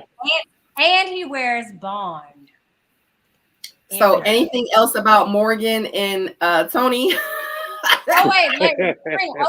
So is Morgan the one? So y'all know I don't really do social media, and I don't do like I don't intentionally try to do like any like what you call it spoilers. But is Morgan the one that released the video today? Yeah. That was like, I wasn't talking about Tony. I was talking about Anthony or whatever she was doing. I can't remember because Anthony, Tony, I'd be confused. That's why I keep saying it. So today, it was Morgan, right, Sabrina? It was Morgan. Mm-hmm. She released a video. Mm-hmm. She released, I don't know if it's today or yesterday or Friday when it was aired. It was a social media live or whatever of her. And she was saying, I wasn't talking about Tony. I was talking about Anthony. Like the one I'm connected with is Anthony, not Tony. Oh. I wasn't bent about this person. I'm feeling this person. And the edits made it look like I'm feeling this person, but my person is Anthony. Like it was like clip, clip. Like I watched all of them. And that's why I keep saying, like, I get so confused about these names. So I be needing like picture, like at this point, I need a map and a key. Because there's too many people with the same name on this season, so I be getting confused. Yeah, Anthony, Tony, Mark Anthony. I will upload my slides just for you. That video, I didn't hear about that. I didn't know that. Wow. Well, the thing changes. So she's saying the edit. So she's saying the edits. Let me go back to my notes. She's saying the edits were referring to one person, but she was actually speaking about the other person of the same namesake. So I'm confused. AF. So what is it? I need a map. But hold up. I need to go to Dorothy's floor. Where's the map? What are you confused about? That's what they do. But what did she say? What did she say? So she was saying, from what I saw and I saw directly on social media, right? She was saying that the edits were referring to, I believe, Tony, that she's feeling, but is really Anthony. And she didn't appreciate them making it look like she's thirsty for this guy when she's feeling this guy. And I felt like in the middle of production, this was telling, because it makes me feel like she's in a relationship with this person and she's standing up for herself, which is a sneaky, but it means something to me. This is typical RTL BS. Wow. This is the typical RTL BS. Y'all don't got Paul started. No, I'm telling you. Now I'll just tell you this. I know. Lynn is why I know. I'll say this. I'm gonna go get a drink, and I'll be back. I'll be back, Paul. Go ahead. Yeah, okay, yeah, go ahead, Paul. So go ahead, Paul. I'll say this: when we went to the getaway, we all cut Tina off. The whole entire room said, "Get her out of here." And what you guys saw was us saying, "Carmen's on the bottom." And we left and went to the thank you. I appreciate the the largeness. And they showed us, saying Carmen was on the bottom. So I understand exactly that frustration that she's talking about, because everybody's like, wait, what? We never even said that, but they apply certain names or whatever to create the story. That's all. And I remember when I was there. Thing, because listen, whatever you say or do, they're going to use it for however they want to. So you might as well play along with whatever they show you. They don't know that. Though. People don't know that going in. No, you don't know what you're going to see, but you know that you said it or you did it. But here's the thing about it. So here's the big blanket. The blanket is this.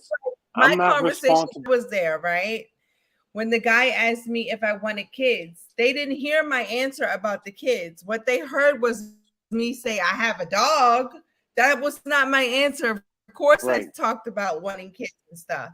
I get what you're saying, but we can't always talk about production and editing. We have to talk about what the people showed us on camera. What we saw. This is what only watching. This is what I'll say. Episode, and I'm so triggered. I'm really triggered. I was not talking about Tony. They're trying to make this whole scenario. I was legit not talking about him. And this is what the whole episode is about. So disgusted in his face. No, I was talking about Anthony. And I'm really annoyed by it. It got me low-key not even really wanting to watch the rest of this episode. This is why I haven't watched it, because I knew the commercials. They was making it seem like I was talking about Tony. I'm not gonna downplay my. He got confused too, Anthony. What I'm not gonna let them do is completely negate my connection with Anthony. We had a date, they didn't show it. We had multiple conversations, they didn't show it. Everything I said about Anthony, they edited it to make me say it about Tony, and I really don't appreciate that. I don't appreciate that. I get it. Edit it however y'all want to edit it, but what you're not gonna do is sit up here and twist my words to be about somebody that it wasn't. So this, especially even him, I don't even think he was talking about me when he said, "Oh, I wish she would be more secure." That's a damn lie. If anything, y'all gotta tell me to turn my secure down. Okay. So this whole thing about him neglecting me, no, the scenario was I wanted more attention and time from Anthony, and he wasn't able to give it to me. Him and I handled that on our own, aside from what was shown on camera. But as far I'm not gonna. Yeah, absolutely. We're gonna rent a boat. So Whatever you let me say, whatever you want. I like Lyndon and Tony, but I am a little cautious moving forward with Tony. He does not give me the attention that I crave. And I need to know that I'm special to him, not just a fish, you know, and he's throwing his net to see which one he catches. I think you're husband material. Appreciate that. He's just a hot commodity. They see what I see. Everybody want my baby. All right. I mean, everybody wants you. My baby telling everybody he wants me. so let me blanket statement that and say this. Smooth and flirtatious. Me and Morgan have a theory. I feel like you are responsible for the words that come out of your mouth on this in this journey. However, you are not responsible for the way that people hear that. Do you understand what I'm saying? And I feel where she was coming from when she's saying, I never said this. I get it. It's very frustrating. And I remember when I was in that space, but I get it. You know, I totally feel that. But at the end of the day, it is what it is. It happened. She definitely said it. And Yeah. she definitely said Tony. Mhm. Maybe she meant Anthony, but that's where the confusion was coming from. But then if you listen to what she's actually saying to Tony while she's sitting in front of him, it kind of matches. Oh, wait. That was the same. Those were the same people? No, she talking about Anthony, the one that was sitting with Cynthia. The woman, were those the same women? Yeah, that was Morgan. Both times? Yeah. Come on, Paul. Yes. Oh, okay. I'm sorry. Come on, Ty. You and I right here. Come on, Ty. Come on. Bring them on around. What you got for us, bro? Come on. Come on, Ty. What do you think we talk about, Paul? No. They didn't look the same, is what I'm saying. Yeah, that's Morgan. Yeah, she didn't look the same. So so we're talking about, so for you guys that are just coming in, because the scene is kind of being drawn out because we started talking about what was that. So shout out to Ready to Love 5. I did go to their Facebook, their Instagram page, and I got that footage from Morgan. They did upload it. Oh, wow. Okay. So did I do that? No, I wanted to make sure the men's had to put up the men's slide and the ladies' slide. Oh, okay. So this is Morgan. So from what Morgan was saying about how you going around and you telling all these, are you telling them the same thing? I don't know, because you this, you that, you smooth talk, you flirtatious, you that, whatever. Like Tony dropped the ball. So what she said, where we saw her say to him in his face, what she said in the confessional, she was saying Tony, she might have meant Anthony, but what she was saying matched up with what she was saying to Tony in his face. So that's why we, the viewers, are like, it sounded like she was talking about Tony. And that's how they edited it. I mean, I just don't know, because she did say Tony. So am I tripping? I don't, because I mean, I love Morgan. I love Tony. I think they have that chemistry. I kind of want to see them together, but I don't, when I saw that video and she was like, I wasn't talking about Tony, I was talking about Anthony. I didn't get that at all, that she was talking about Anthony. Did y'all? I mean, I don't know. I'm not taking the truth from her. That's her truth, and that's her truth. Who am I to say that she ain't telling the truth? But it just really seems like it kind of goes together. I mean, I don't know.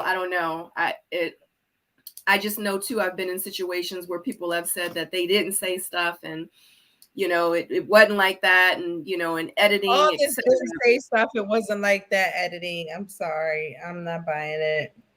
I buy it. I buy it all day. I mean, I know, because listen, I am the one, honey. Nobody got more shocked than I have, but it is what it is. This makes me think. This makes me think, what did Tony do to her to make her feel some type of way about them saying she liked him? Do you know what I mean? Or is it something that she needs to prove to the, or is it something that she needs to prove to the other Anthony that she was really talking about him? But for her to feel so strongly to actually put a message out saying I wasn't talking about this guy. Right. What is driving her to do that? Something is going on here. We all know it's part of the yeah. edit. Okay, Paul, fine. Okay, you guys, all of us ready to lovers. We all know it's something going on here. It's multiple dates not being shown. We all it's know multiple edits. somebody's trying to say or do something, but who is it here? We got to find out. Yeah. So like I said, Tony's feeling Marcia. Marcia, right? You asked who I thought Tony's connection was. What is the point Marcia. of the whole Tony Anthony with Morgan? What do you guys think the whole point is? What is this about? Like what? I think it's because her and Tony probably ended up together, and Tony probably like, dang, you said all that about me, and she probably like, no, I wasn't talking about you. I was talking about Anthony. You sure? You think Tony? You think Anthony and Morgan, or Tony and Anthony ended up together? Which one? Tony and Morgan. Tony and Morgan. Oh, okay. Right. No, I don't think either. Okay. No. Y'all don't think Tony and Morgan ended up together? No. Why do you think okay.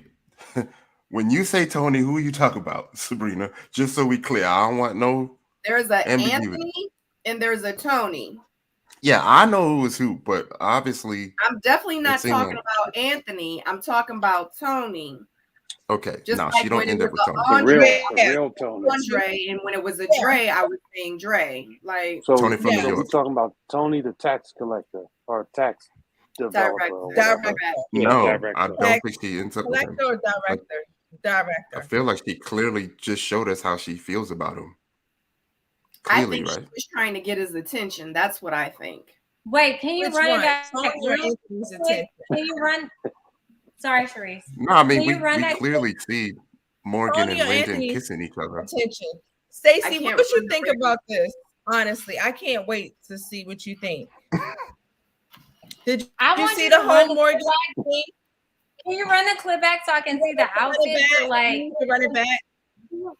Can you run it back so I can see the outfit? So like later on we can revisit this because you know. Did you know where Morgan went? Oh yeah, you saw it already. Remember, run the original clip back and then run back her confessional so I can see the outfit. But I'm saying, what do you think of all of this? Do you think she's gonna end up with? What do you think is the point of all of what do you think really happened here? Ty and Sabrina, I'm gonna tell you after this. Ty and Sabrina, is there any way y'all can put all of the clips back on all of those conversations real quick? Y'all are geniuses. Oh, no. I would love to see it. My ankles are getting cold. Quick with this. I have them. I don't know if I could show them though without getting in trouble. I'll get flagged. Oh, you can't. Y'all can't show them. So what do y'all can y'all run? Me. Remember, I'm sorry. Okay. So viewers, I just hit the private chat for the panel that I ran to the restroom. Sorry, Vanio. I ran to the restroom. So can y'all replay that so I can have some perspective? I'm sorry, I had to go. It was hold on. Legally, whatever you can play, can you play it real quick? I could play this. Hold on 1 second. Because they be confusing me. I'm still stuck on who's who. We where's Waldo? I don't know who Waldo is. I'm finally watching Friday's episode, and I'm so triggered. I'm really triggered. I was not talking about Tony. They're trying to make this whole scenario. I was legit not talking about him. And this is what the whole episode is about. Like I was Tony. No, I was talking about Anthony. And I'm really annoyed by it.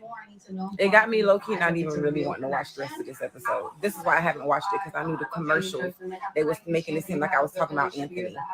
I mean Tony. I'm finally watching Friday. I'm not going to downplay my connection with Tony. So what was the comment? What was the comment that she said about Tony? Because remember, I stepped away. My connection with Anthony. You looked annoyed at they didn't show it. We had multiple What's conversations. about Anthony They and didn't Tony? show it. Everything I said about Anthony. So what was his statement? Wait, pause it real quick. Said about Tony. Ty or Sabrina, what was her comment about Tony or Anthony? What is she referring to regarding this? What was the exact comment? There was a moment in the show. Go ahead. I heard my name, so I answered. That's all. I'm just saying I'll just mess with you. About Anthony not giving her any attention. Okay. I feel like she's agitated because she has a relationship with Anthony in real life, like right now. So maybe they found a connection, and so she's trying to smooth it over because somebody's in their feelings after they saw the show, and so she's trying to correct it right now. No. It's clear she has a connection with Anthony. I got you. Yeah, that no doubt. I feel like she was probably talking about Anthony I feel like she was probably talking about Anthony at the time of the cut, because she said, I think we saw that she said Anthony and another guy, right? I'm just listening to what she said. She said, "What you ain't going." Tony and Lyndon was her strongest connection. And Lyndon. So at the time, she said she had a connection with Tony and Lyndon. But y'all know how stuff happens, right?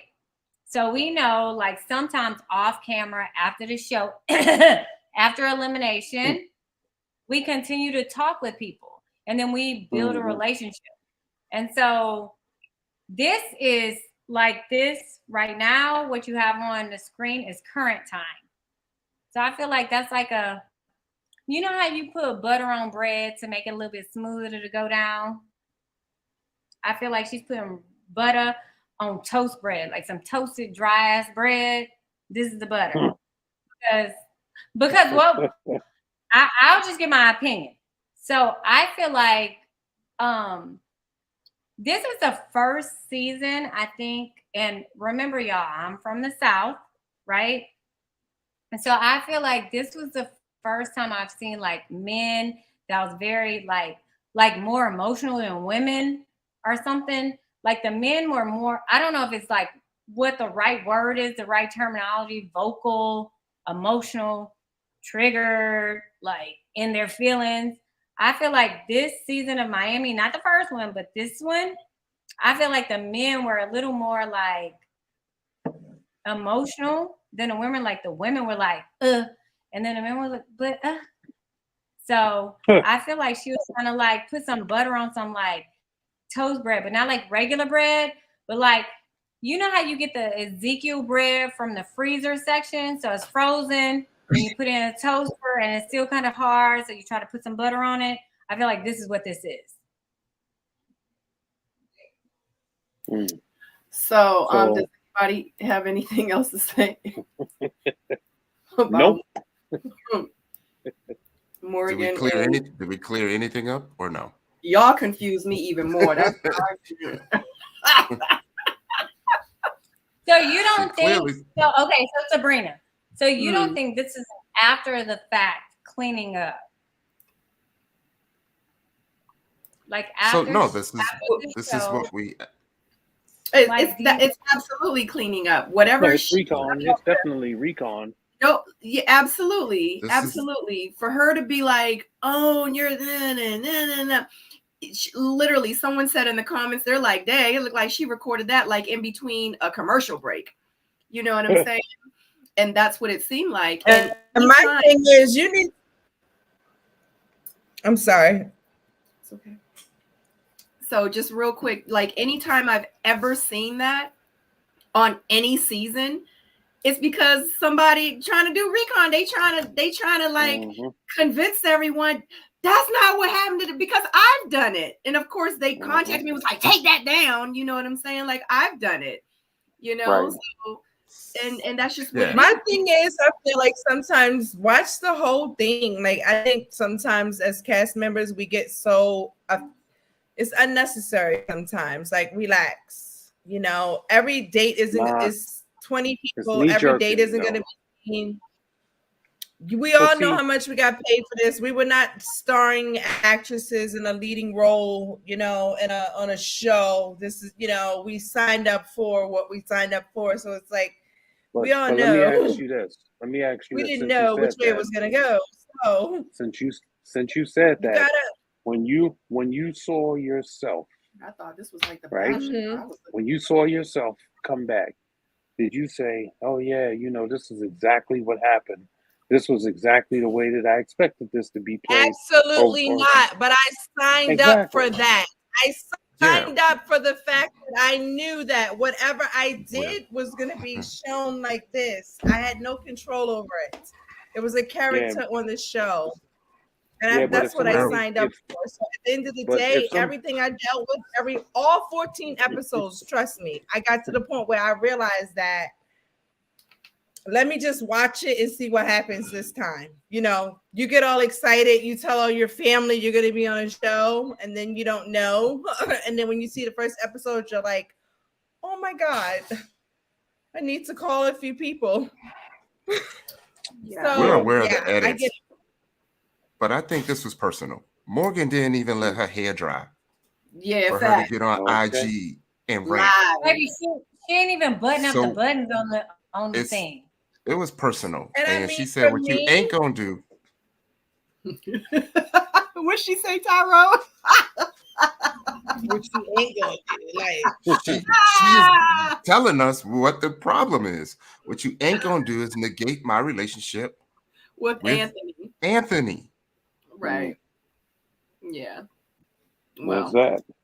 You know, I happen to be one of the people on the show where there was a lot of things that they left out. There was a lot of things that I was that they didn't show. But I don't feel like they edited me, even though it was some things that made me like feel a type of way. I don't think that they edited me because if I said it, I said it. You know what I'm saying? If I did it, I did it at the end of the day, period.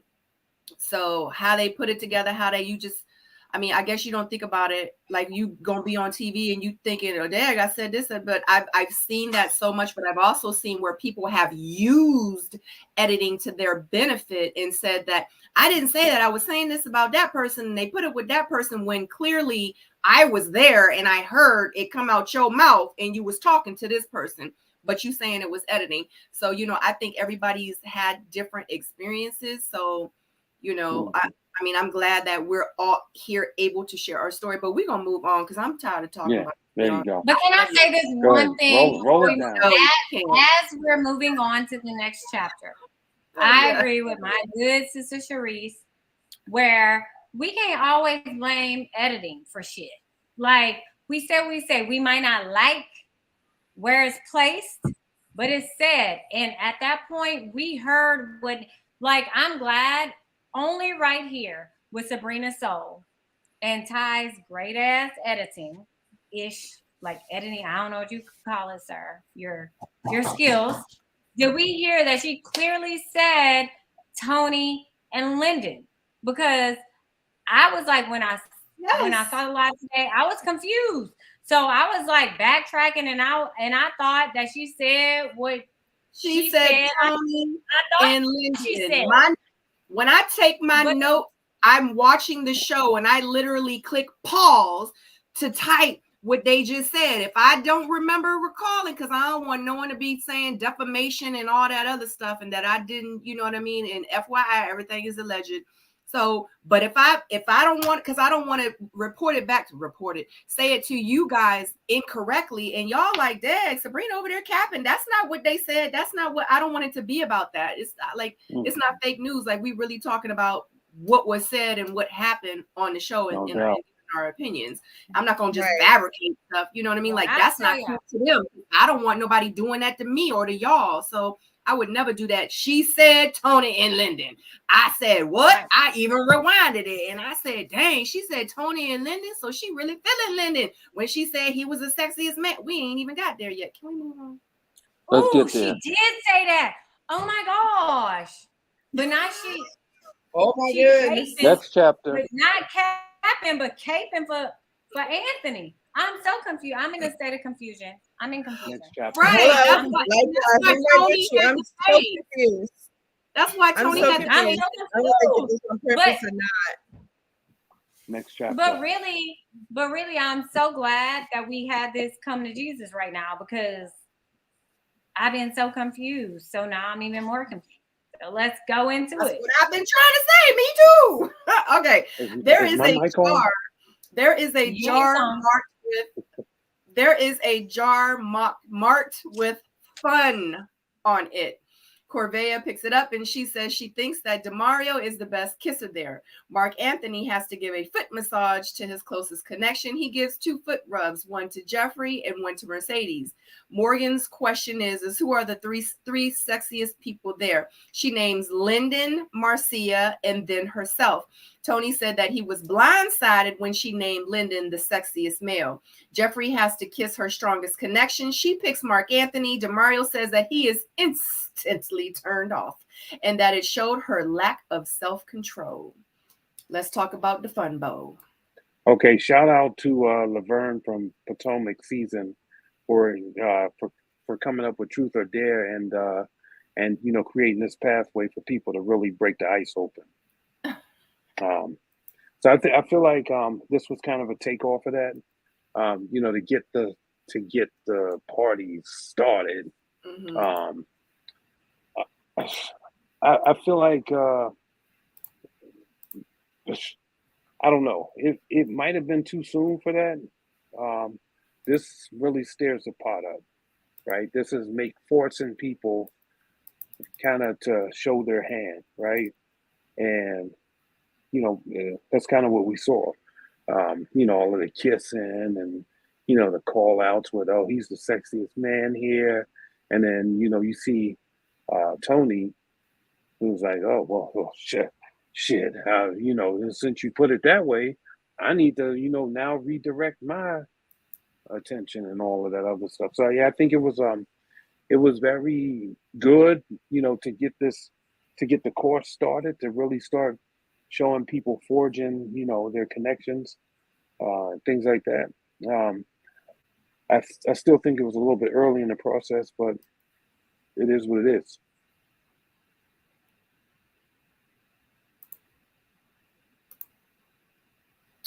Tyrone, you're on mute. Yeah, I was just trying to figure out where we at. Man, there's so much going on here.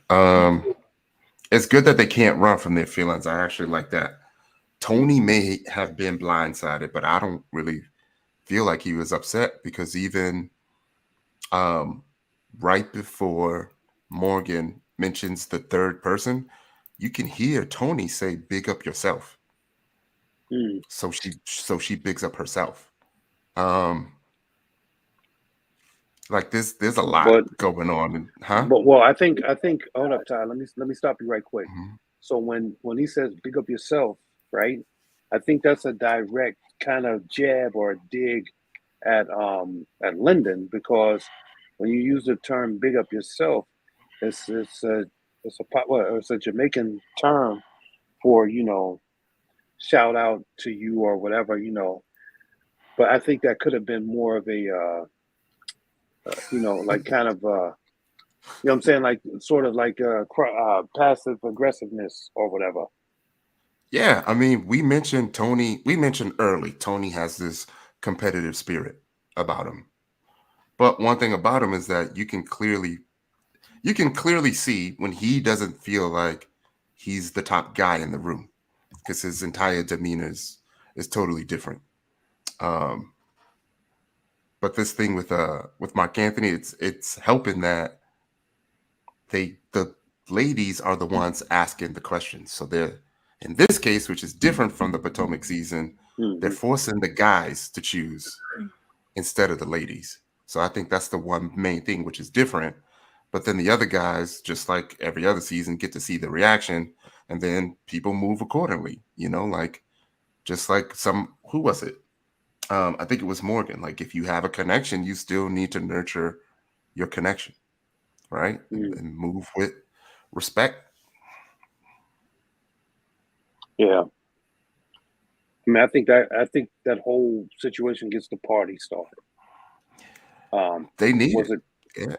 Yeah, I think it might have been the types of questions that they were asking might have been premature because it's really sort of making them draw a hard line and saying, "Yo, this is where I'm at with it."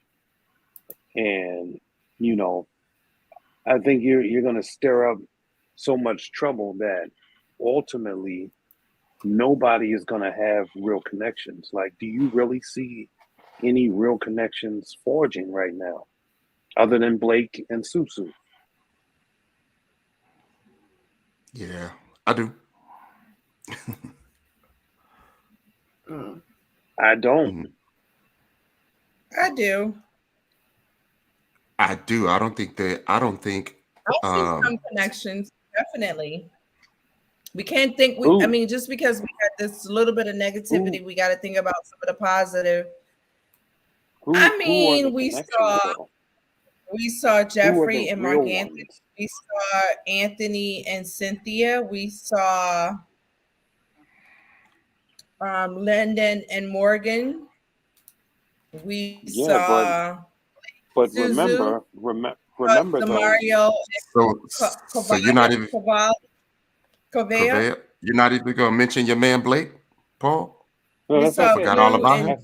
No. Blake and Suzanne. I said this. I said, have anybody seen any real connections other than Blake and Susu? These are the connections. These are the connections. You said real connections? Real. These are the connections. Lyndon and Morgan, Marc Anthony and Jeffrey, Anthony and Cynthia, Blake and Suzanne, Demario and Corvia, Tony and Marcy or Jonica. Jonique. And then you got Blue and Jonique. Yeah, I thought like Marc Anthony.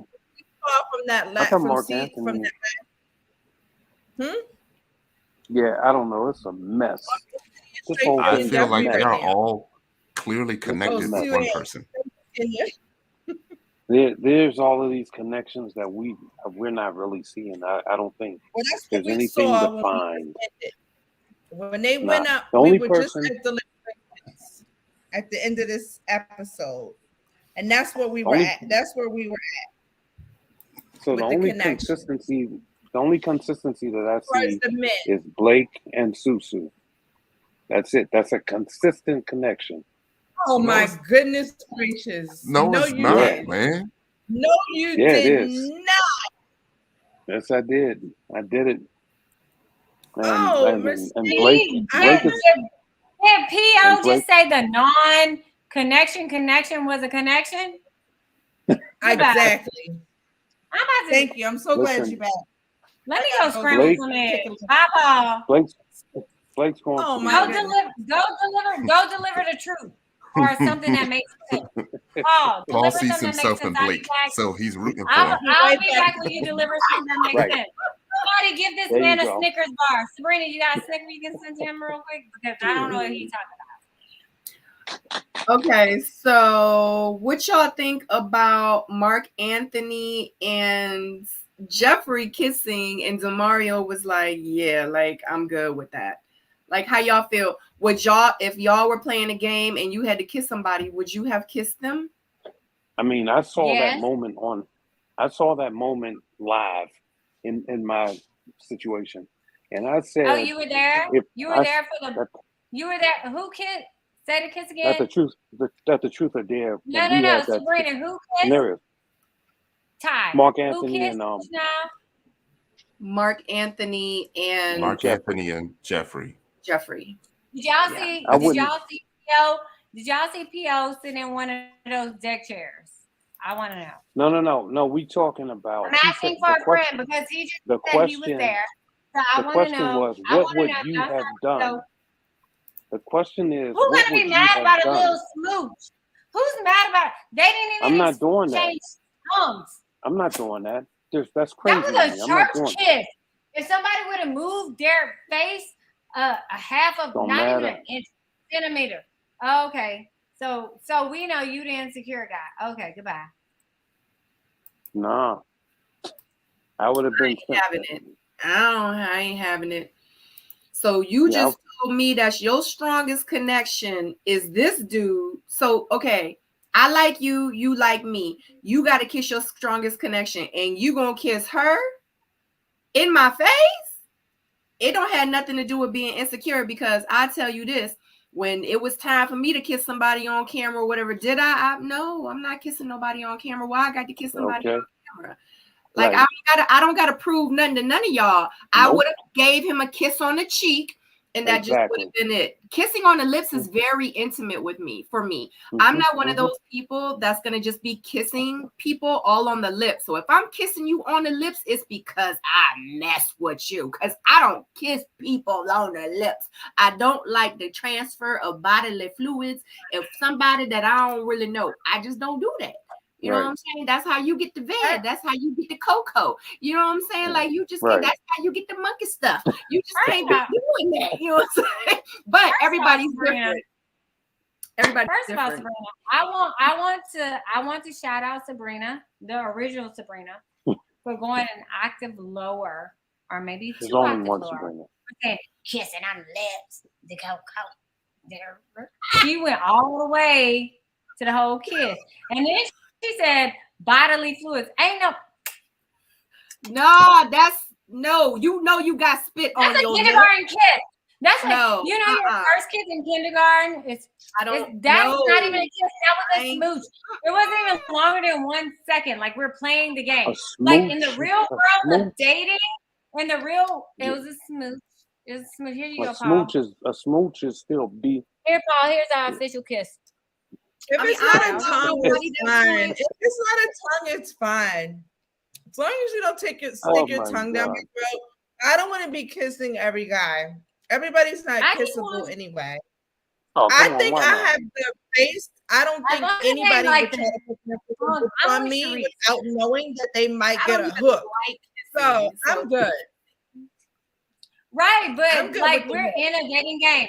Like, let's be real about it. Let's be real about it. You stick your tongue down my throat, I will karate on period. If I meet a person and they stick their tongue down my throat, I will beat you up. If I don't know your first and your middle and your last name, I will go to jail. Tongue down their throat, Paul. I don't know you. I don't know what you had. Exactly. A regular kiss is fine. That wasn't even a kiss. That was a smooch. Like, you can tell she wasn't like. Yeah, regular smooch. Who cares? Mwah, it was like a courtesy. Mwah, mwah, mwah. We do that shit to the air all the time. Hey, girl. But it's air between us. It's air between us. Y'all being so dramatic about it. Oh my God. Y'all are being so dramatic. You know, okay, my thing is this. How do you know what this man had for dinner the prior night? Let me tell you. Okay, so here's the difference. The difference is you saw a smooch in real life. In the real life of dating, and you don't know who's going on dates with who's doing what with who. You don't know what they're doing. So you cool with that? Right. Nah, I ain't cool. That's why you can't even get this. You can't get this close to me like that. Because I'm like, man, that's results or something. I'm just being funny about Theo, next time I see you, I'm gonna give you a good Catholic smooch. I'm sorry. I just know people that can't even reach me. Have herpes and they got herpes I'm on the on my tippy toes, on a block, on a chair. on the No, table. you need to be I'm gonna sit on the responsible. table and give you a smooch because you Don't playing. smoke with me. and Don't kiss Paul, me. Cause Paul, are you single right now? Like, are you dating? Like, singly dating? Like, what are you doing right now? That's what we talk about. I'm just living my best life. And no, I'm not. Okay, so we don't know who you smooching and who you actually kissing. That was like a public smooch. It wasn't that serious. That didn't even look serious. Like, can't nobody be mad about something that wasn't like you do more to close the envelope. It's not than being that was. mad. It's about No, I'm like, talking to P.O. I'm talking to P.O. Sabrina, I understand what you're saying. And I understand like you're coming from a more intimate place. But we're in front. Let's go to. We're in a group of people in front of everybody. Cute. And it's like, okay, just smooch somebody. Okay. That's just not I me. would Well, I would love to see All Stars, and I would love to see Truth or Dare, and I would love to see Sabrina Soul turn down a smooch. I'm not doubting it, but for how much money? You said for how much money? Oh, yeah. So you coming back to All Stars? Whatever Are you gonna go whatever to, much you they're going gonna on pay All you to come to Stars? All Stars. You going on All Stars? I go on All Stars. Are you going on All Stars? No, not you. Like it was. So first of all, Demario was, and I like Demario. Let me preface it with this: I like Demario. He seems like a genuinely good guy, right? No one likes to see somebody who's like their number one connection at the time, because we're dating. Like I guess my problem with this is I only have a problem because Demario was coming from the male perspective. You didn't hear none of the ladies that view Demario that right. We didn't see none of the ladies there that had like that was their main connection or their second best connection have a problem with the smooch, and we probably won't see it for the rest of the season. We're not going to see that. Like the ladies weren't talking about it. Well, then I hope I do, and then I will stand corrected. I can't wait. I'll be waiting. Like, okay. I just don't want to. Well, they did that in my season as well. It was a big deal because I agree with you, Sabrina. We don't like to see it. Yeah, that's just me, though. You know what I mean? We don't like to see it. No. We don't like to see it, but the reality of dating is for women. It's intimacy, it's vulnerability, it's intimacy. People cringe at intimacy, especially if it's a stranger. People cringe, unfortunately. I know, but it's like for me, it like when I'm looking at things, I always look at things from like more of like an objective. Like I wasn't looking at it from an intimate point of view. I was looking at it from a double standard point of view. Whereas none of the women that they showed us had a problem with the guy kissing the girl. The only problem was with the guy who was interested in a Jane Doe, any girl, having a problem with the smooch. When as adults and we really date, we know, like, I feel like for women, it's a cliche. It's like so bad for us to date multiple people when it's okay when guys date multiple people and they kiss multiple people and it's not a problem. That is my only point. Right.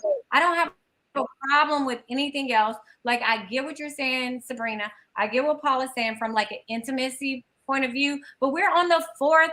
How many episodes are we in? Where's the intimacy here? 4. Right. I mean, I don't know. It was a game. It was a game, and she was put on the spot. And it was another situation.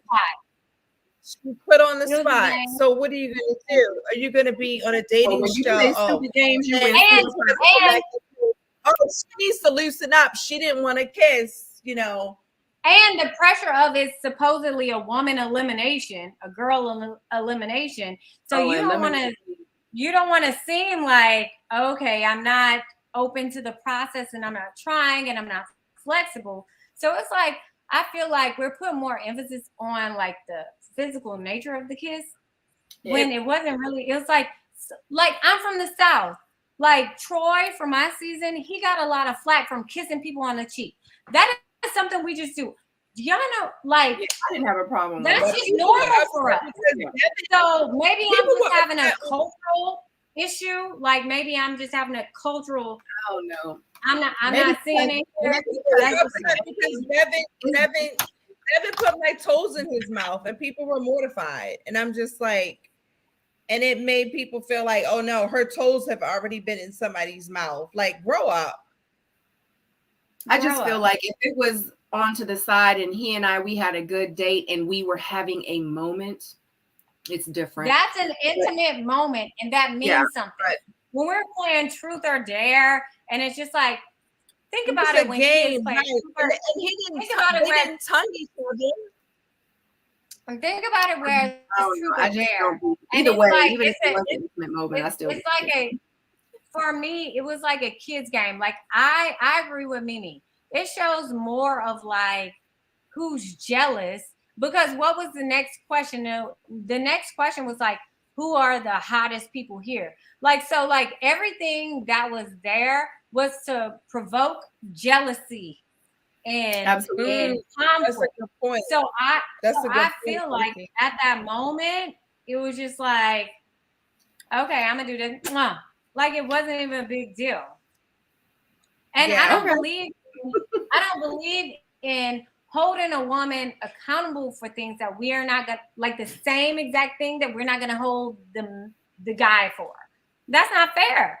That wasn't fair to her.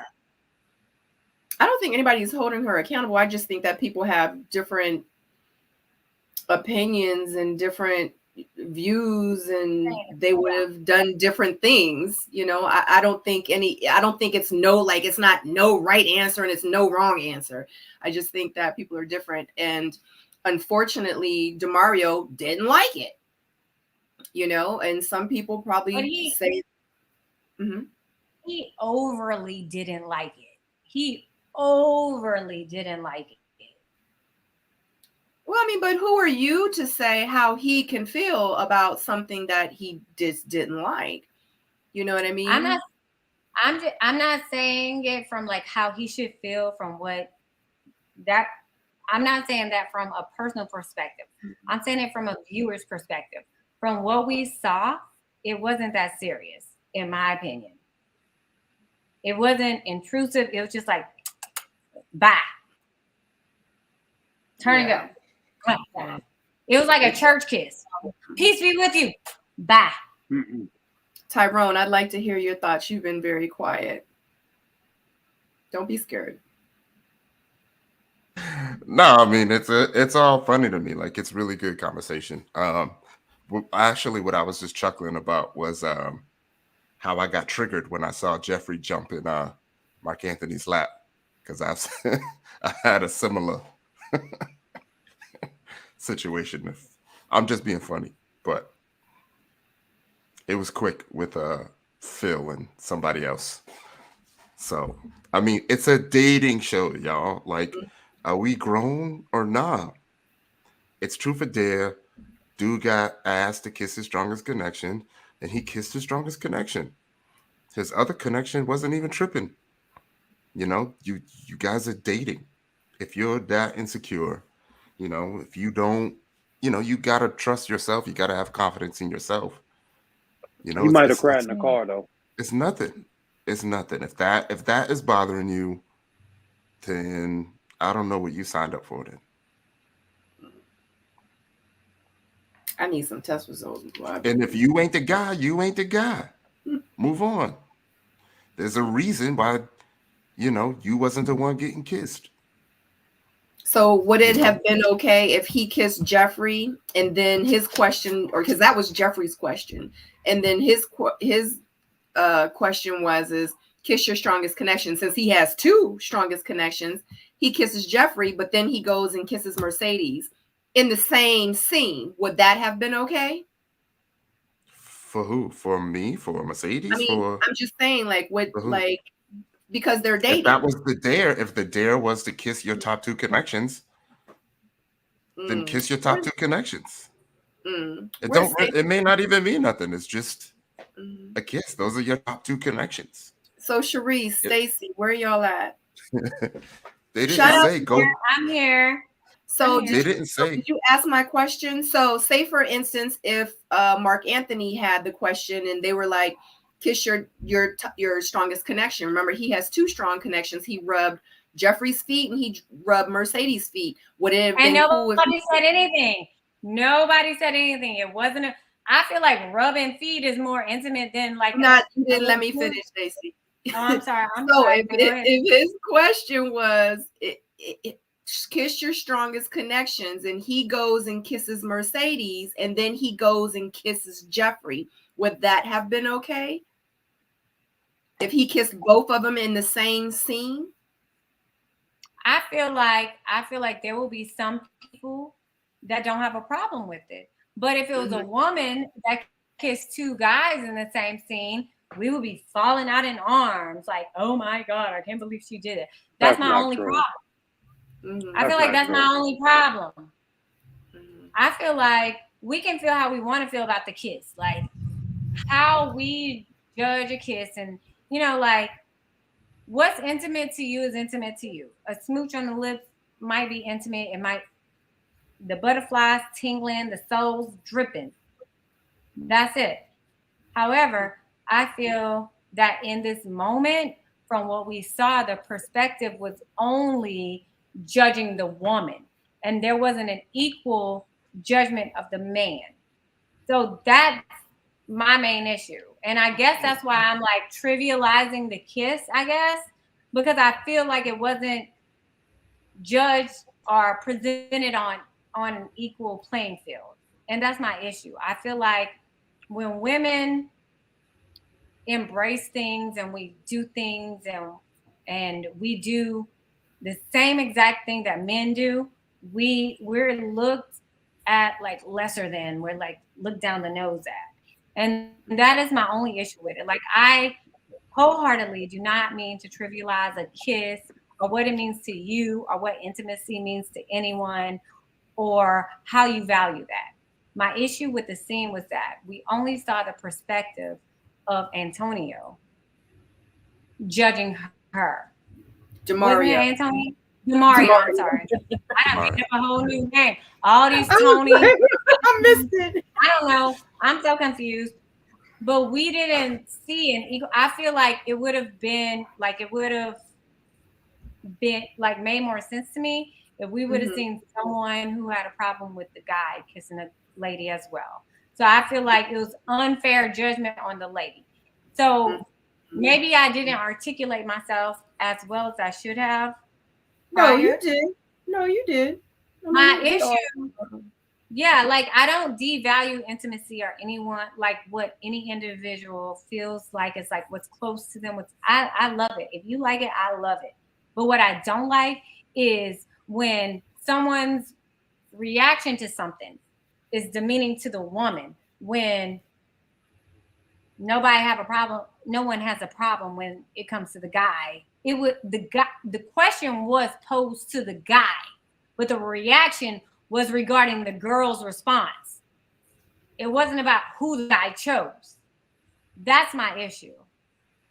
I think the guys were just upset or, either caught off guard by the actions of the ladies after they, did what they did. So it's sort of a knee jerk, I think. Some of the guys said, or like, you're thinking you got something going on with this person and you don't know what they're talking about at night or, at the end of the shoot or whatever when they get home or what they're texting each other. So, when they come into this whole environment where they got to let it off and, pretty much put it out there on the table and then they see, the actions that's happening and it's not matching up to the conversations that they had or the texting and things like that that's been going on behind the scenes is sort of a knee jerk. And so they're probably like, yo, what in the, you know what I'm saying? So I don't really think that they're judging them. I think that, people are just really surprised by the actions that they're seeing right before their own eyes. But the perspective was that, like, what we saw was only judging the actions of the woman. I don't think that they were judging the actions as a woman. I just think The that they were judging response the was actions. the response was based on, so the only response we saw was Demario, right? Reacting to Jeffrey kissing him. That's what we saw, yeah. That's what we saw. So I can only go off what I saw, Paul. But what I'm saying is that we don't know. I mean, you have to. I mean, I get it. You want to be straight, cut forward, but we do have to understand that there is conversations that happens behind the scenes. There's actions that happens behind the scenes. You know, people are really talking, and you know, probably trying to get to know each other off camera, because obviously you don't get enough time to really spend with people when you're doing a regular shoot. So, you know, I would say I would probably be the same way if I'm spending all this time and doing all of this, and then bam, in front of my face, and I'm like, yo, this ain't what we talked about last night, though. You understand what I'm saying? It doesn't matter. You're in front of a group of people and you're showing this. Like there's all kinds of connections going on, right? We don't know who's talking to who behind the scenes. You know what I mean? You don't know who's really talking to Jeffrey. Clearly, we don't know who our main connection is at this point. We saw this on this episode. We don't know who it is. Like, it could be Andre, but he left. She was so connected to him. Like, whatever. We don't know, right? I just feel like when you are on a show like this and you are dating multiple people, the men should be held to the same standards as the women. That's it. What On standards this are those? particular scene, What are those standards? we saw a woman vilified for what the men have probably done off camera 15,000 times. Ooh, who was vilified? Oh my God. Rewind. I didn't see anybody being vilified at all. He just, I would agree. Bottom line, This dudes is show is butthurt. perspective. I'm sorry. It's always to make the woman look like a loco. were you about to say, Tyrone? I don't think we should make it about like sex. Bottom line, dudes is butthurt because they're finally finding out that they're not number one. Well, yeah, and that's the I point get of that. the show. You put Right, all I your get Tinder that. dates all on a boat, and you get to see where you stand. You're Mhm. either No gonna doubt. be hurt by that or not.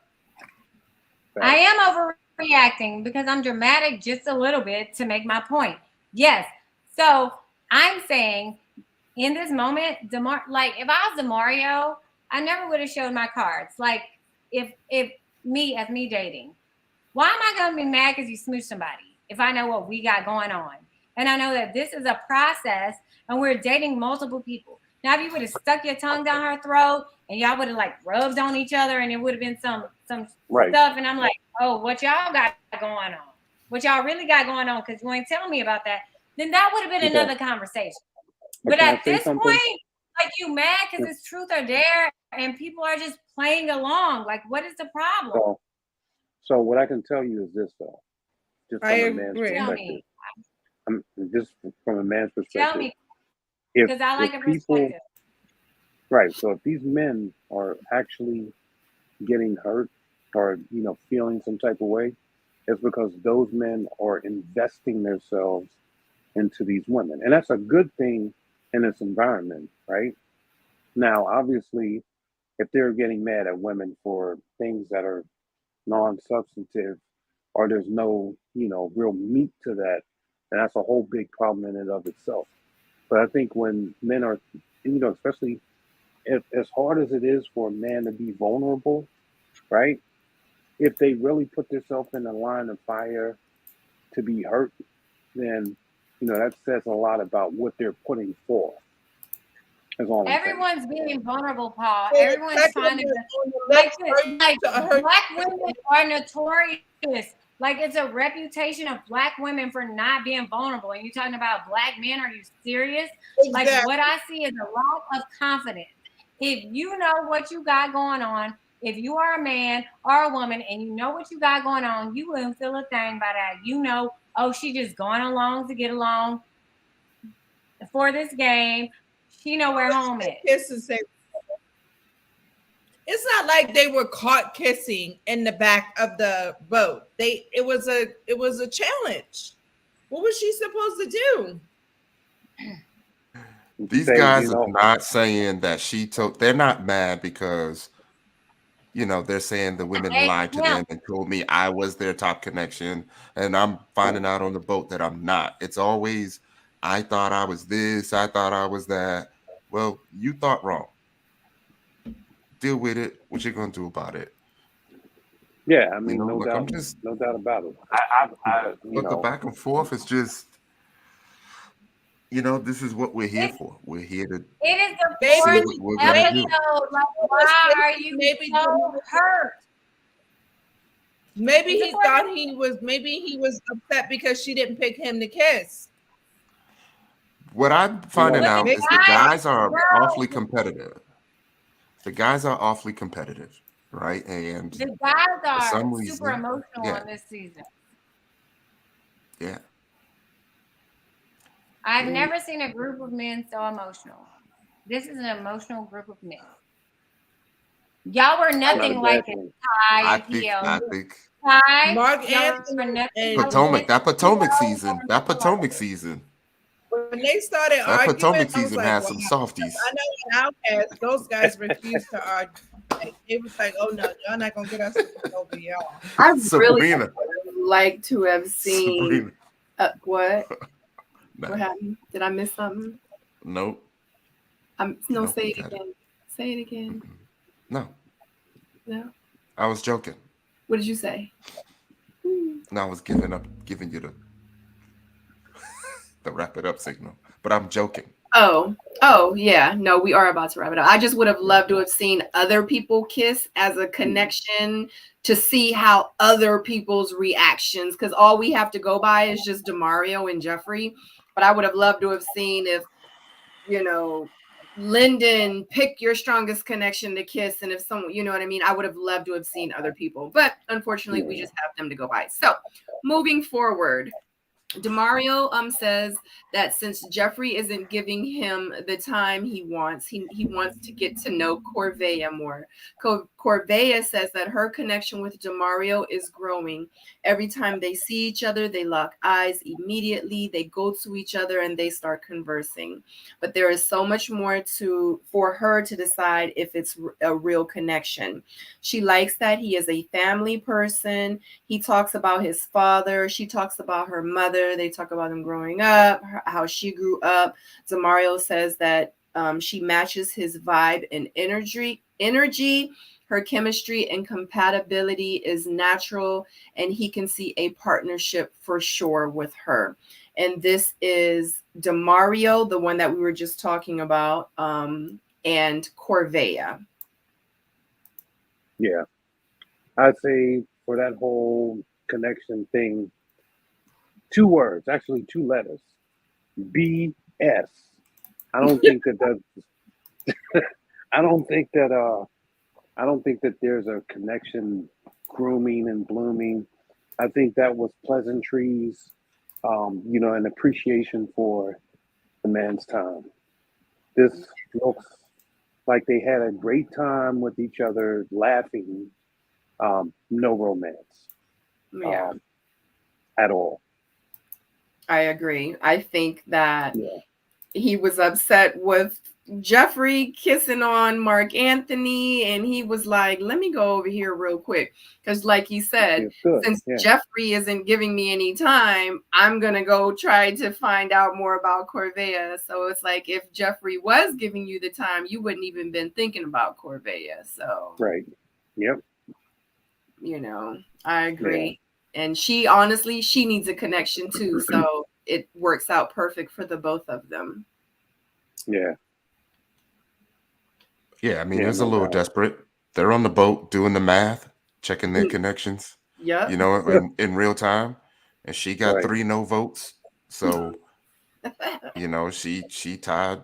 She on the bottom. She on the Say that way again. out. How many? How many Ty? 3, and if you Not one. like, she's been real receptive and flirty. You know what I mean? She was even receptive and flirty to Fabrice. Mhm. So, She sure was. She was like, I'm gonna so, see what. Mm-hmm. and when Demario was saying, you know, I'll spin the block, I'll drive the boat, I'll do whatever I need to do. If I'm she's like, the all one, right, that's what he said, yeah. though. I'm like, Mhm. all right. So do you So, think that So was we have Corvia's no buzzword standards in or dating. what? Like, so we're just gonna be like, okay, if I'm I'm gonna choose who's choosing me, whoever's left. We're gonna make it work so we can get to the promise. Yeah. Not saying that they didn't have a connection, but at that point, it just seemed forced. Not Right. saying in previous episodes or scenes that, you know what I mean? Just that scene was like, come on, guy. You know what I It mean? Yeah. was definitely giving rebound. It was definitely like, Exactly. oh, Exactly. well, my main girl did this. I'm still a catch. yeah. And that's what stinks about the show. Like, say something was to happen with them, they're gonna be sitting on the couch having to replay Yep. Demario being butthurt about Jeffrey getting kissed. Yep. Right. Because at Yeah. this point, none of the other guys that we saw, like, you know, in the men's lounge are having connections with Corvia, which I think she's beautiful. I love that she gives I her think they own were. opinion and her standards. I think they were. Okay. No, I it was can accept 4 that part. guys. It was 4 guys against Corvia. It was 4 guys against her. When it came down to elimination, it was 4 guys to throw her name out. No, she's probably high. She's probably Because I'm part of looking the at my hierarchy notes. in there. 4 guys. She's probably but she's probably How part of the many hierarchy. guys are left, Ty? So Mark Anthony, Blue Anthony, and Lyndon. It was 3 brought up people tied for Corvia's 3 name. votes. Remember, Corvia was in elimination. Yeah.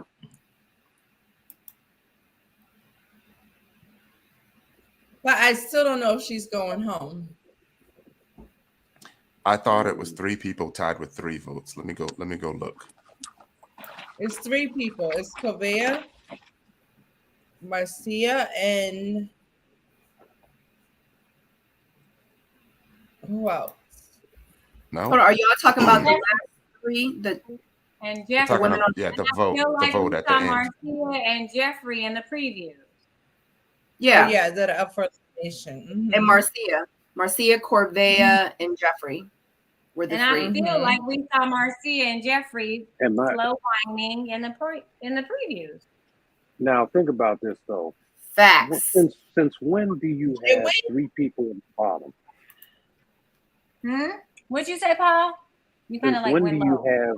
I'm sorry. We had 3 guys in the bottom. We had 3 guys in the bottom. So when our Easy. show opened, we had. I've never seen that. Easy. No, we had like, 3 it guys could, in the bottom. I see. When our It's show probably- I opened, also think that on Up for elimination though. 3 guys. We had 3 guys Up up for elimination when our show opened.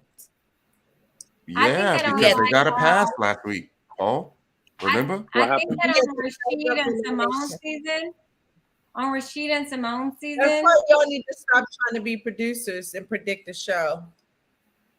exactly. I think there was 3 people up for elimination on that one too. On the You don't never Houston know what Big- they're going to do. Clearly, they have shown us this. They're going to give us these twists. They're going to give us this person is gone. This person had an emergency. You know, they're going to give us a twist that, you know, they opened up. What did they do? They had 2 surprise people come join the show. Mhm. They're going to give And us so I twists and feel still like- ready to love. You know. And then I feel like if Andre is, we don't know if he's permanently gone, but he was gone inappropriately at the time. He's not gone. He's not gone. Okay, so I'm saying Yeah, that he's not for members, You don't know. I think he might be gone. Listen, Paul, if he doesn't come back, it's going to be a double woman elimination at Because some point. Absolutely. And like Sabrina said, Sabrina did point out, so let's remember this, that she did point out that and Sabrina and Tyrone, that he self-eliminated, right? Is that what you guys are saying? That he said that he stepped away. He's leaving. Yeah.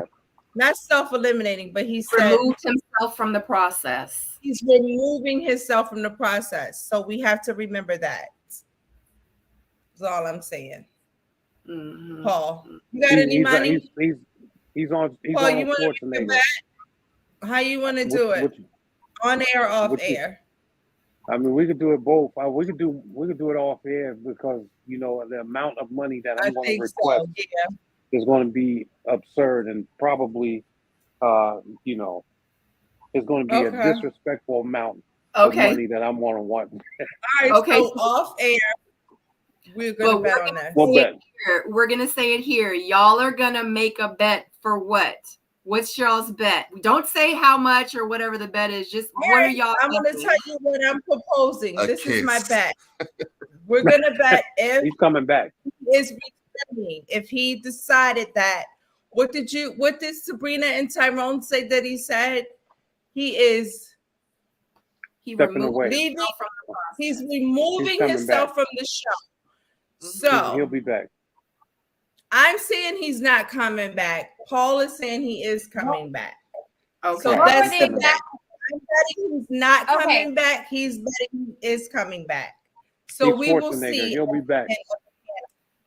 Tyrone. Oh, baby. I think I want to see you red bottom. Yes. What's the bet? For editing purposes. Dinner. Was it removing or stepping away? What was the jargon? He said he was stepping away from the process. Out of respect for everyone else, he's going to step away from the process. I mean, technically he has no choice if he has the C. So it's like, why make the comment? Why did Tommy make the comment the way that he made it? They it? have to. No, because there's been other people that stepped away and it wasn't like that. Oh, she has COVID this week. Looney's not here. Or whoever's not here because they have COVID. And nobody said anything else. It wasn't like she stepped away. They country. But it was a different tone. It was like, right. When Rome said he's literally sitting at the table in an upcoming clip. I ain't see that. I ain't see the curve. Oh, hold on. I haven't been in the chat. I didn't see that. I ain't see it, sis. My bad. The tone was different for Looney. It was basically like, let's pray for her safe, quick return. Right. That's what I got. Right. Yeah, it was like that. Now, I'm not saying he's not going to be back for the reunion. I'm not saying he's not going to be back for the reunion.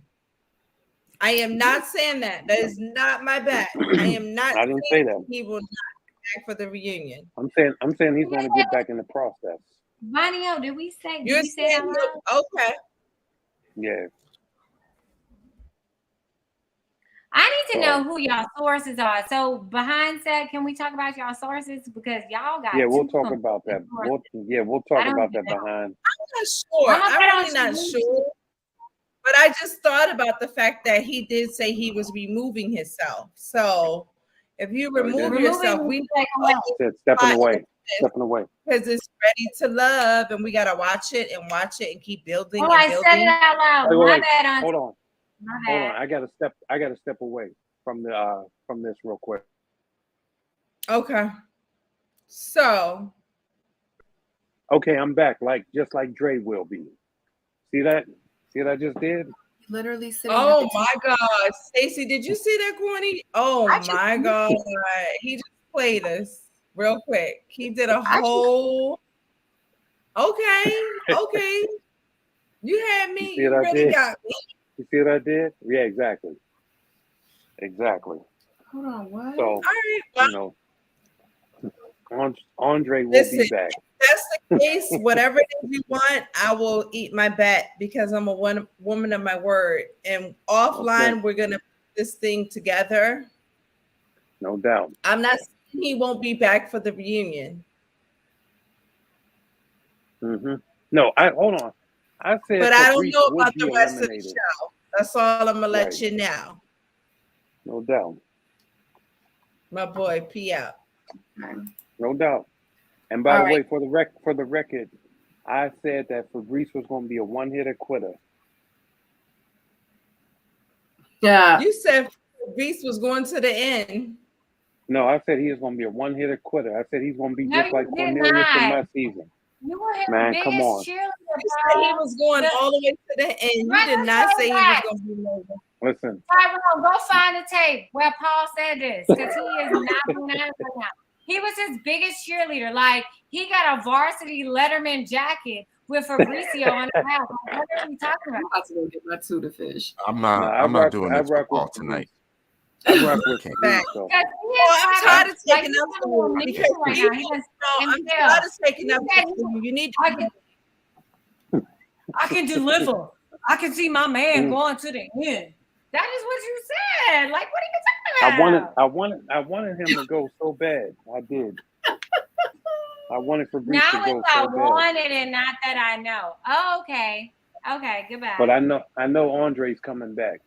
So we'll see him with his curl. He'll be able to twirl his curl. So next up, we have Blake. We have Blake, who pulls Jeffrey away from her comfort zone, in her words, to give her an opportunity to tell him what. Now, I just want to let y'all know, after this scene, I almost didn't take no more notes. I was like, man, I can't even do it no more, okay, because there's a lot. Give her an opportunity to tell him what she said and what she meant. Mm-hmm. He states, some things were told and said about him that were disturbing, surprised, and he was hurt. He wanted to present this to her, and she tells him to explain what was said to him. Mm-hmm. He said that he doesn't want to get into it and pretty much into the feedback and the stuff that was told to him. She says, well, how am I going to answer your question? He responds, well, I'm sitting here letting you know how I felt and that it made me feel a type of way. Pretty much the stuff that you had said. And Jeffrey was like, but what was that? And he tells her that he would prefer not to say and to not get into it. She says, then why are we talking about it? Why are you talking to me right now about it? He says, well, good question. He probably shouldn't be. He says that they will have to agree and leave it alone. Jeffrey concludes with Blake being a narcissist. Okay. Okay. Here goes P.O. Paul, attorney at law. I want to hear this, Paul. I want to hear this. So let's just unpack this whole thing. Number one, I feel like I was frustrated because I was like, Blake came up, he had his chest puffed out, like, yeah, I'm about to let it off. And then, he ain't let it off. I was like, oh, he ain't let it off. So that was the first thing. So I was a little bit frustrated behind that. And then I had to say, okay, why didn't he let it off? And I feel like this. I feel because we know that this whole scene right here was produced. We know that. We know that because you don't just go grab somebody from point A to point B without having a camera set up to follow you. So we know that the producers probably said, hey, Blake, why don't you close this out, confront Jeffrey on camera so that the people will know, exactly what your grievances are. And so he probably showed up to the scene like this and took that bait, and he wasn't prepared for that smoke, right? And so in addition to that, I feel like Blake also didn't want to put Susu in the line of fire because he was tapping in to say, well, what did you hear? You understand what I'm saying? And I think that was his way of trying to protect her for the knowledge share that she did with him, right? Now, if you're gonna take a woman to the side and say, yo, I'm about to, we gotta talk. I think you do need to articulate what it is, right? Because I was very frustrated that he didn't let that off. But ultimately, I think this was a deflating scene for Blake, but I think that there will be more substance to this as it comes out later on. Your thoughts? This was very frustrating to watch because I just felt like I wish he would have just came out and said what he needed to say. But I get it, like you said, it was probably he was trying to save, people's feelings, because that happens on these dates. Like, people will bring up things and you're like, wow, where did you get this from? And it could be that one of your other connections shared something, or someone heard something in the lounge. So, but I just felt like it was something that he could have honestly just been like, what are you saying in the lounge? But as we can see on a lot of these episodes, a lot of the men don't want to, I guess they don't realize that the women are discussing things in the lounge and they're going to talk about it. And then it's like when it's time to approach you about it, they don't know how to handle it.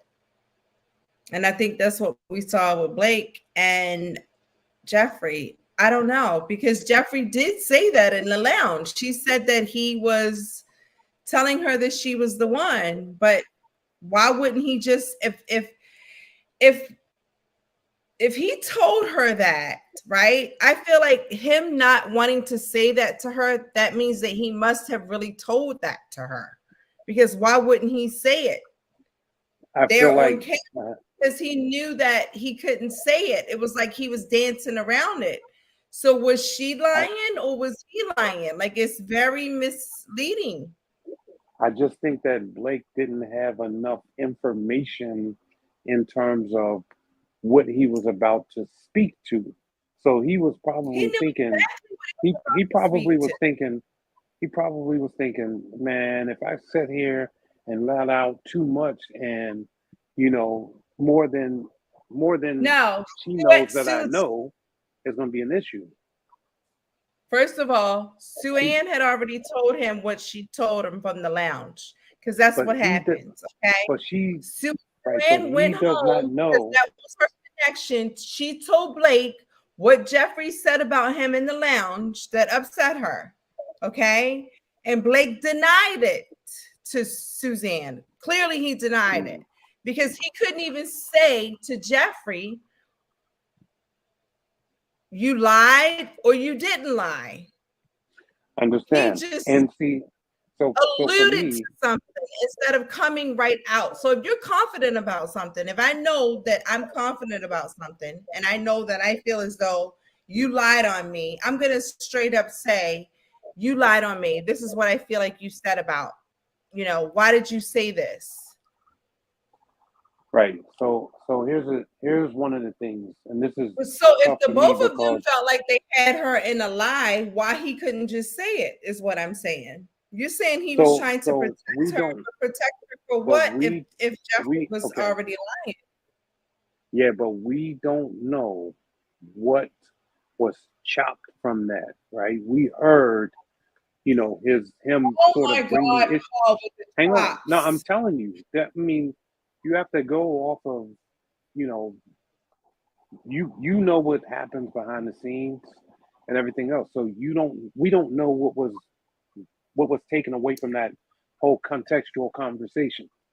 Blake definitely said, yeah, I want to talk to you. I have these grievances I want to air out with you. Let's talk about it. And then, she probably said, or not probably, she said, well, what are those issues? And hang on. Feel like if you're being real, you should be able to listen. Edit, forget an edit. You always trying to talk about production edit. I can't do that. I can't do that because I understand. And you really think somebody's lying. Right. You should be able to verbalize that and say that to a person's face while you're on camera. Okay. So let's not pause. being who they are, being truthful on camera. Right, but let's pause real quick. So can I add an interjection? Wait. Just give me 1 second. Just give me 1 second. Let me just make this point. RTL always makes a controversial moment like this, and they do it in every season. It's a big moment, you know, to cast this big doubt, Of to get people to course. talk about it on this cliffhanger, right? And so this is all like, I mean, they did it in my season, they did it in this one, they did it in Houston, and so on and so forth. This is what they do. And so you have to understand that, you know, even though, yeah, we see it and it looks like it's black and white, there's still other meat and potatoes behind the scene that we don't really But for get me, get to I'm get to talking see. about the character that I see on the show. I'm not talking about, for me, when I give my opinion, I'm looking at the character that I see on the show. I'm not looking at what production edited or did. I'm looking at what I saw Understood. on the screen. And from what I saw Understood. on the screen, from my perspective, Hmm. Okay, can I I interject, think please? he should have been. Yeah, So, sure. Therese, Go He ahead. should have been. So I'm gonna give us context, right? So Sharice, remember that time on your season when they tried to act like you said something differently about you the king? And when on the next episode, when they approached you, you stood in your truth. It didn't matter what anybody said. You said, no, this is what I said. Jeffrey never said, this is what I said. And on the next episode, like on the previews, we saw that she kind of like stretched the fact that who is it? Marcia? It's Susu. She was like, well, Susu was saying this, but no, Susu wasn't pressing her on anything. Jeffrey brought it up to them. Nobody was thinking about the shit. She came outside, joined the table, and was like, blah, blah, blah, blah, blah. So I feel both of y'all. So I feel like, Jeffrey, you know what you said he said. Stand in it. Right. And as far as Blake, I can see that. Yeah, I can see that. If I can be the devil's advocate and agree with Paul. Right. So sometimes in life we've learned not to accuse people of saying stuff if we weren't there to hear them say it. So when I was watching it, I was looking at it like Blake didn't want to accuse her of saying something that he heard secondhand. So he could have been a little more direct in his approach. Like he could have articulated himself a little better. Was like, so what exactly did you say? Because somebody said you said this. So what did you say? Because blah, blah, blah.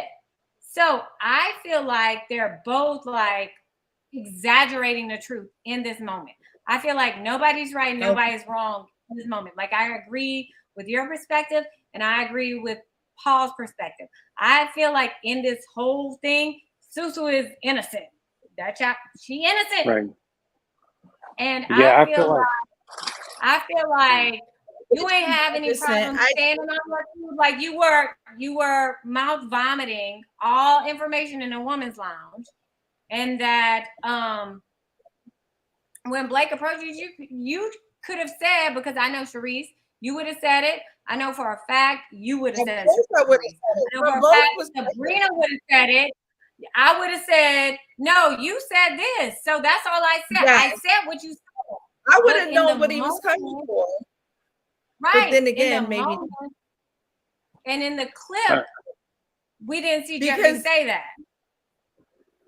Right. And even in my season, a lot of times when the guys approached me about different things that they may have heard in the lounge or that another female may have told them that they had a connection with, you get thrown off guard. You have no idea where it came from. And then it does turn into he say, she say. And like you said, if you really said it, stand up to what you said, you know, and that's the whole thing about the process. People are going to say different things to you. So in the moment, when the moment occurred, like as cast members, we know production, if I'm me and y'all are you and we're living in the moment, they're like, Blake, go ask Jeffrey about what she said about you. So it seemed like he was being a Giselle about it, like skating. And he couldn't man up and just be like, hey, this is what I heard you said. Is this what it was? Because this is what I recall saying. Right. And I think like that would have been a button in it. And then but is that what happened? That's the thing. Why couldn't he explain that what he recalled saying? That's what I mean. If he didn't really say it, then why couldn't he confront her? Well, because you know how. Well, I don't know if this was like true with your season, but I know it's true with my season. It was a little catch commercial of when Ida, who's good as gold, like I love me some Ida, and production sent her to, interrupt AJ and I as we were having like an in-depth conversation, right? So we know that stuff happens. Like we know it's like different fires burning, and for the sake of time and approaching issues, it happens. Production happens, right? And we know that there's production interruptions. We know this.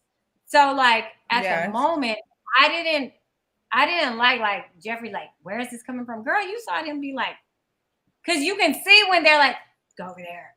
You know what I mean? So I just didn't like the extra she was giving him, but I also felt like you were standing real thick in your conversation in the ladies' lounge. If this is exactly what he said, just say it. Like it would have solved a lot for us. Yeah, definitely, Paul. Keep the same energy. And the same applies for Blake. If this is what you said and this is what you didn't say, stand in it. Because even if he said a lie, at least he was saying something for himself. It was just like, what are y'all saying? Like as viewers, we're like, well, is somebody gonna say something? Is somebody gonna address something? Like what y'all talking about? Like somebody gotta approach her in the room.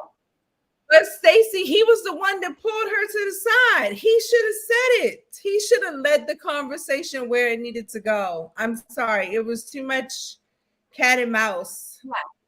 It was too much and not enough. I agree.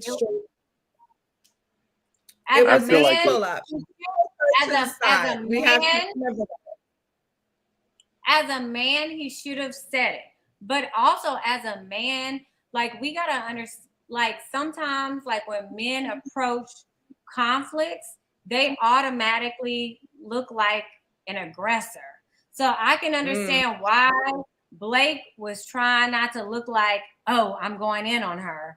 I can understand like his job, whatever in his brain, he's like, I don't want to be like dragging a woman on TV. Like, girl, you lying. I ain't say that. I can understand that. But at the time, we're all like, who said what to who? Like somebody got to stand in something at this point. Everyone watching, the entire viewing audience knew what was going on at the time. And they were acting like they didn't know what they were talking about. Y'all knew what was going on.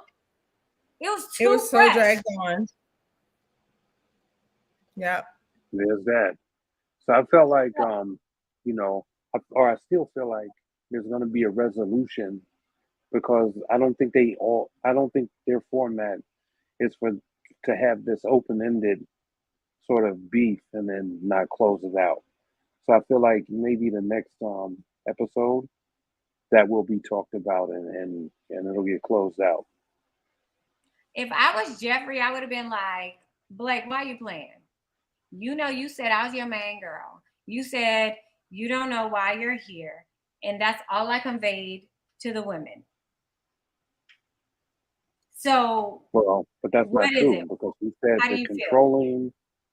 Yeah, but she said he's controlling and he's scary and all this other stuff. So, but she wasn't scared. She wasn't scared to stand in it when she was telling the story. When she was telling her point of view. I don't think that she's scared of Blake. I don't think that she feels controlled by Blake. So in that moment, I feel like for everyone's sake, she should have stood in whatever she said in the ladies' lounge. the ladies lounge discussions, right? Or private discussions are one thing.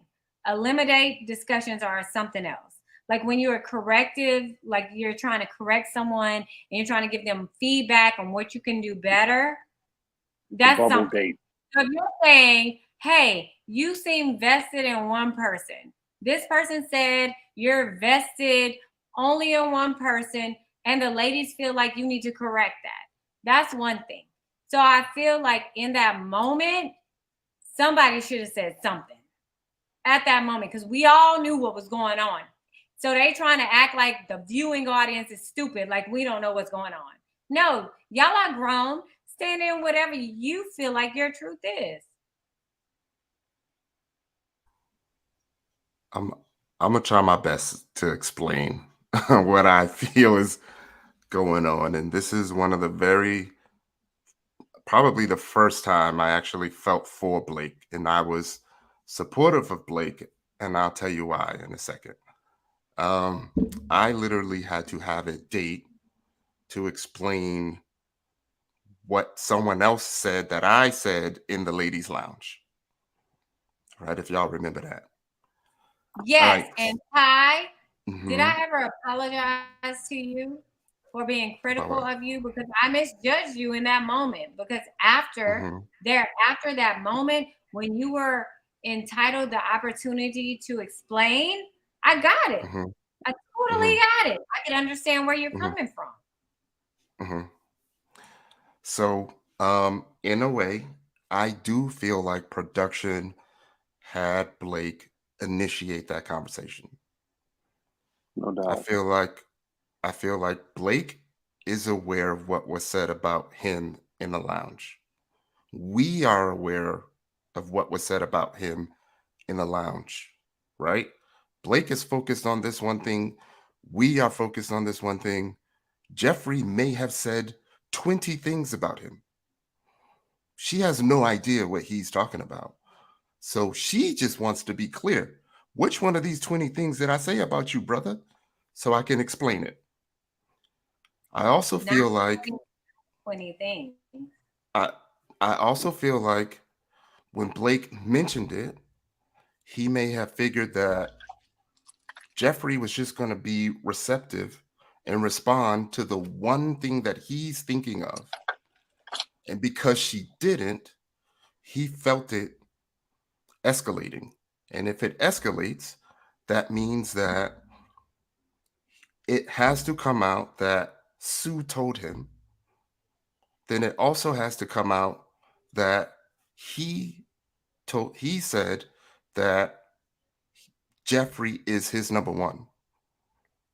So another thing that I'm seeing, and I was trying to explain why I was supportive of Blake in this moment, is that when I look at him, like I see some PTSD in his eyes. And when you're in that situation and you feel like a situation is going to get volatile, the one thing that you want it to do is to end. And you may not be the best in trying to get it to end. So when he was like, I don't know why we're having a conversation. Like he probably doesn't know why he's having that conversation right now. So when he's on that boat and he can feel it escalating, but he can't run from it, then that's what you're going to get in that situation. So, I mean, in the end, like we can all say, like, you should be a man, bring it up. And he should have been a little bit specific, saying, hey, this is the one specific thing that I heard. But then it's going to turn into, well, how did you hear it? And then what could happen is, in his eyes, now Jeffrey is going to confront Sue about talking in the lounge. So now that's another conflict that he has to deal with. And it's going to seem like he started that, which he doesn't want to start. I feel like he just wants to sit in his comfort zone and ride off into the sunset with Sue as his connection. Yeah. Rarely do you and I agree on Blake, But yeah, I feel the same way. Yeah, you know, I mean, you know, like I said, I just feel like there's more substance to Blake that will come out. I just think that right now we're on the shallow edge of this thing. I feel like maybe by episode 6 or 7, we will start to learn a little bit more about him. Am I impressed with who he is up front? No. But there's something about him that I think is going to open up. Yeah. You seem pretty confident in that, Paul. Open up I do. him or open It's no, there's going to be something about him that we learn, like maybe something vulnerable, maybe something, you know, maybe he has a side to him that isn't rigid or, you know, sort of, you know, just straight up and down my way highway type of characteristics. Yeah, No, he's there's starting with definitely something there. I agree. So I agree also with the guys here for one. Not like for once, but right now I'm gonna agree with y'all because he has like Yeah, we're like it's rare. Mhm. he has how many kids with how many mothers? 3? 3. 2, 3? And So he's learned. alleged. He's learned. Mm-hmm. He's learned not to be what? Argumentative. Right. So Not to like another thing, not to cut you off, Stacey, but it's no, something that I'm familiar with is like men can be emotionally abused as well, right? By their mates. Right. You know, and that can be triggering. That can give you a little bit of, you know, relationship PTSD, which is why a lot of people who have been in that situation will say, like, I don't want any conflict in my relationship. Like, that is the last thing that I want. Like, some people don't even handle arguments well. I don't handle arguments well. And it can be perceived as soft, but it's only because there may have been a situation that got either out of hand or it just feels like, I don't know, like I've been deployed. So it's almost like if I'm with someone that is very volatile, it's almost like I'm waiting for another landmine to go off. You know what I mean? And it's very, very triggering, especially if you don't know when your mate is going to pop off on you. Right. You know, he don't know her, you know, and maybe he has seen things and had conversations with her, you know, to make him feel that way. Now, I'm not making no excuses. I'm just telling you, those are some of the things that happen. Yeah. And when she wasn't receptive to, you know, him saying, you know, there are some things that I heard, and I'm assuming he was expecting her to just pick up on the one thing that he was aware of. You know, and I've had situations where people were saying, hey, I saw you on the panel talking about me. And I have to say, well, what did I say? Because I know that I have said multiple things about a specific person. You know, I've been there. Right. And if I can add from the jump, let's talk about when he first walked over there. And honestly, like I saw Vicky Alex, I'm gonna give attention to your comment. Like I have no idea about him and any allegations. I don't know. But when he first approached her, he was like, can I borrow you for a moment? She was like, for what? Like it was already negative. Like we knew it was about to be some bull.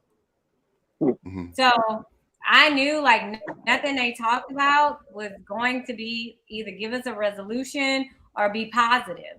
Like it wasn't going to be like an adult conversation. I knew that from the jump.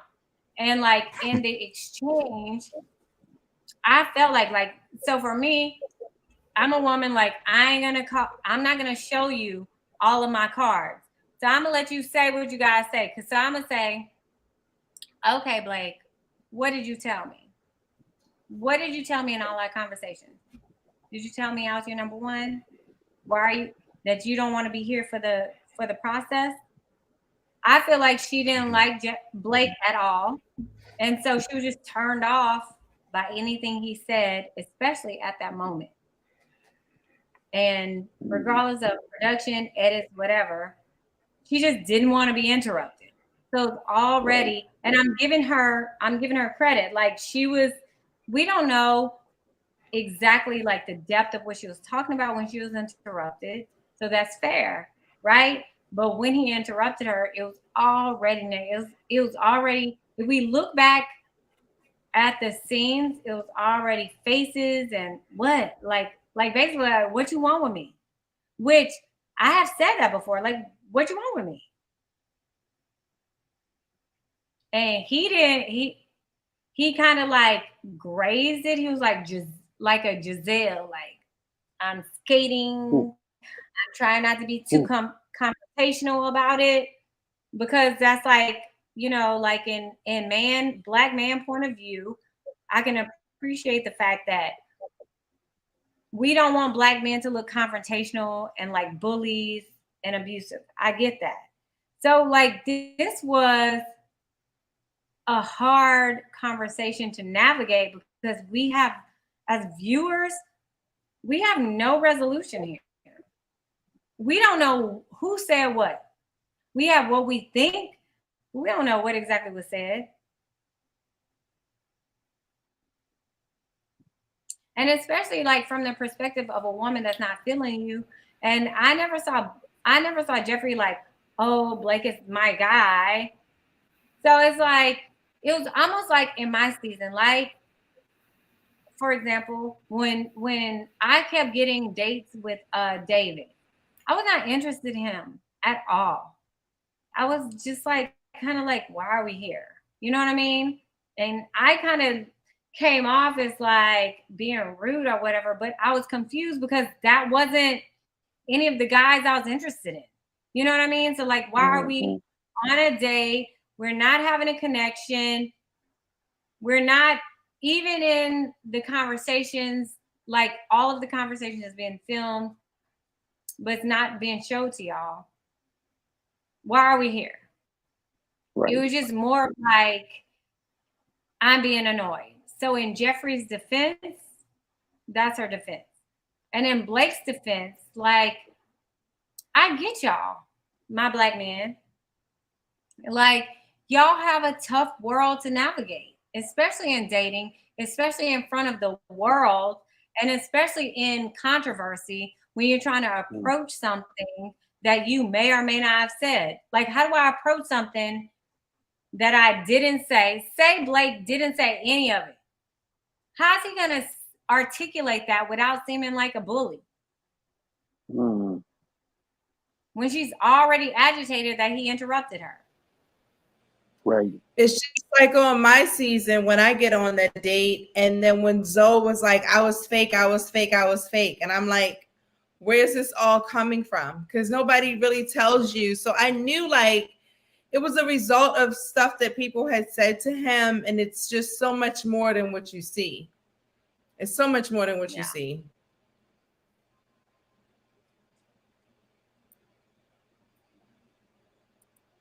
Sorry, guys. So I agree with you guys. Say it again, Charisse. I was saying I agree with you guys. Like, it's so much more than what you see. And it's just like, you know, on these dates, you just never know who they're going to put you on there with and when it's going to be awkward. Because I know for me, that was a very awkward date for me. Like, I just felt like, why am I here with this guy? I'm trying to play pool and he's like calling me fake. What the hell is going on? So I just think this was like, you know, another case where this could have really escalated. But I think, you know, they were both, it was just awkward. It was very awkward. I had a date with someone I ended the connection with like the night prior. So I was like, don't production know, you know? So when I saw her walk up, I was like, oh man, like it almost felt like a setup.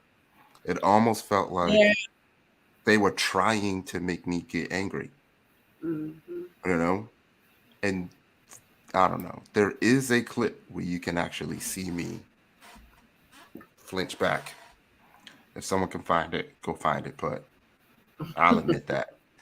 You can see her reach out to try to like, people. let me stop. Let me stop. I get it.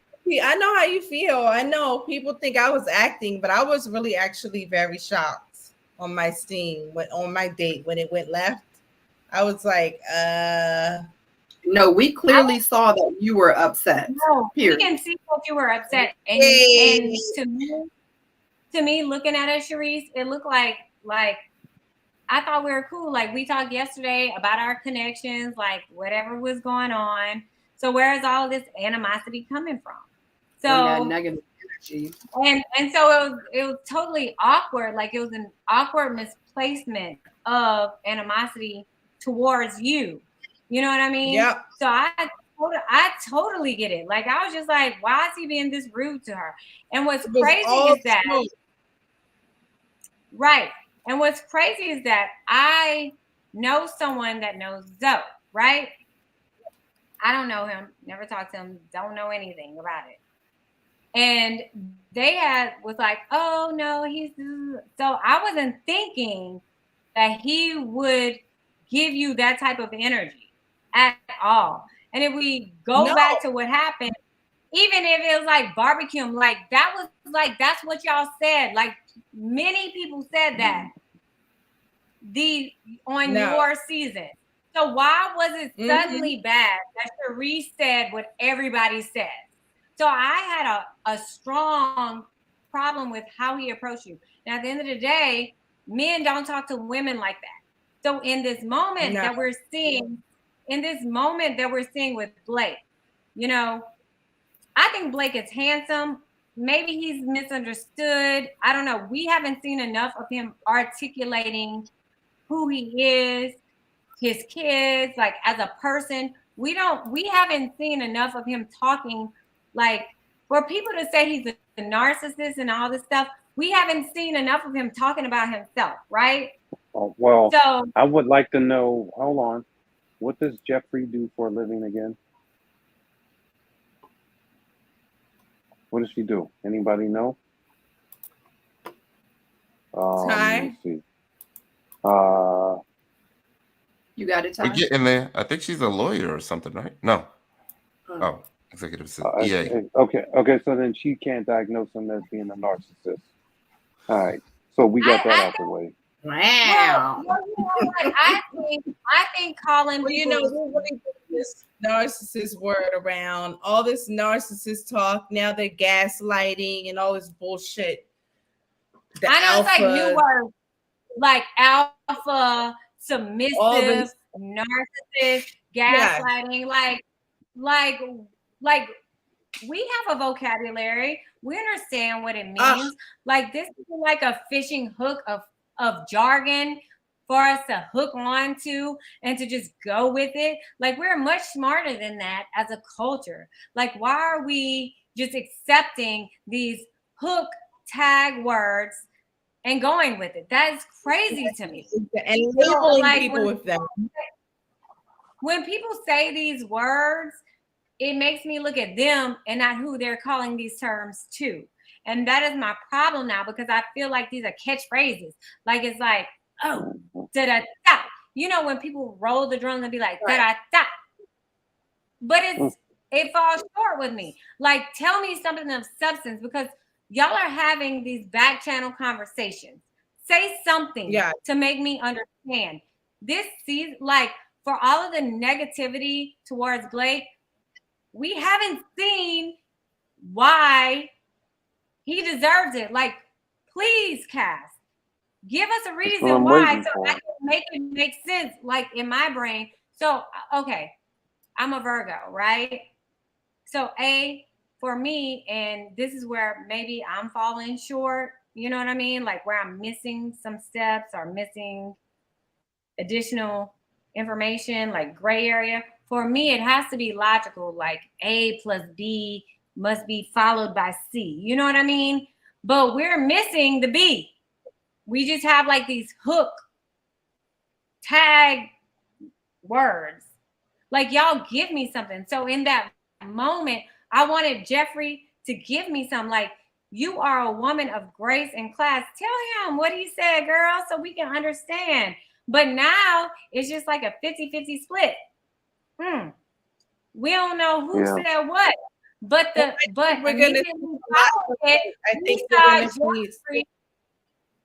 immediately following it, we saw Jeffrey exaggerating the conversation that we just saw with Susu.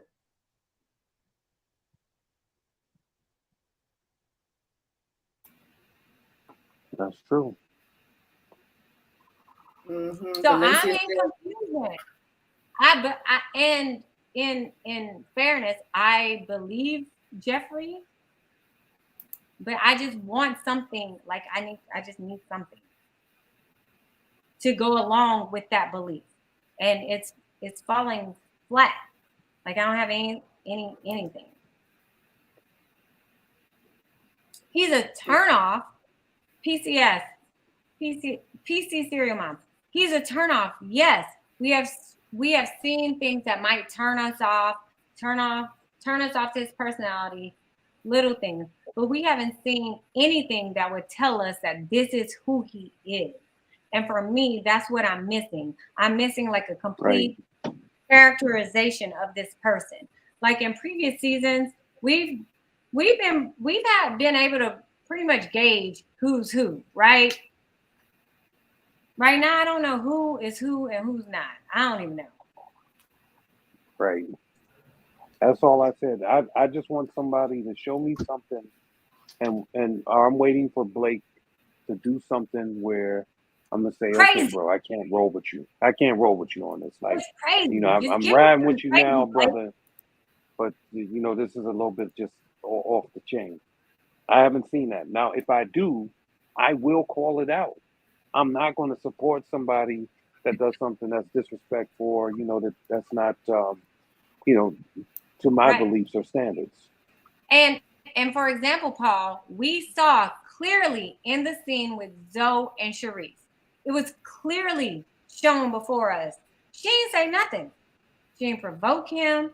She wasn't loud. She didn't say anything. Like, and you can tell it wasn't a highly edited scene. Like, cause the conversation kind of like flowed. It wasn't like stuff thrown there.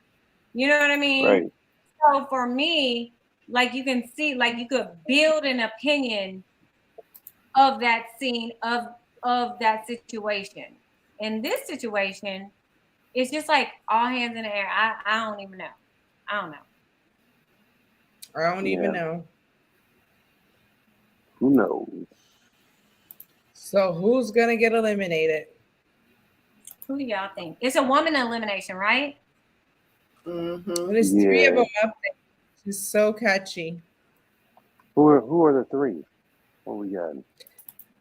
We got Marcy, Jeffrey, and Corvia. Yeah, I think Corvia is out of here. Well, we know it's not Jeffrey because she's in the next scene. Right. I think it's going to be Corvia. I thought I saw Corvia Marc, too. You saw her?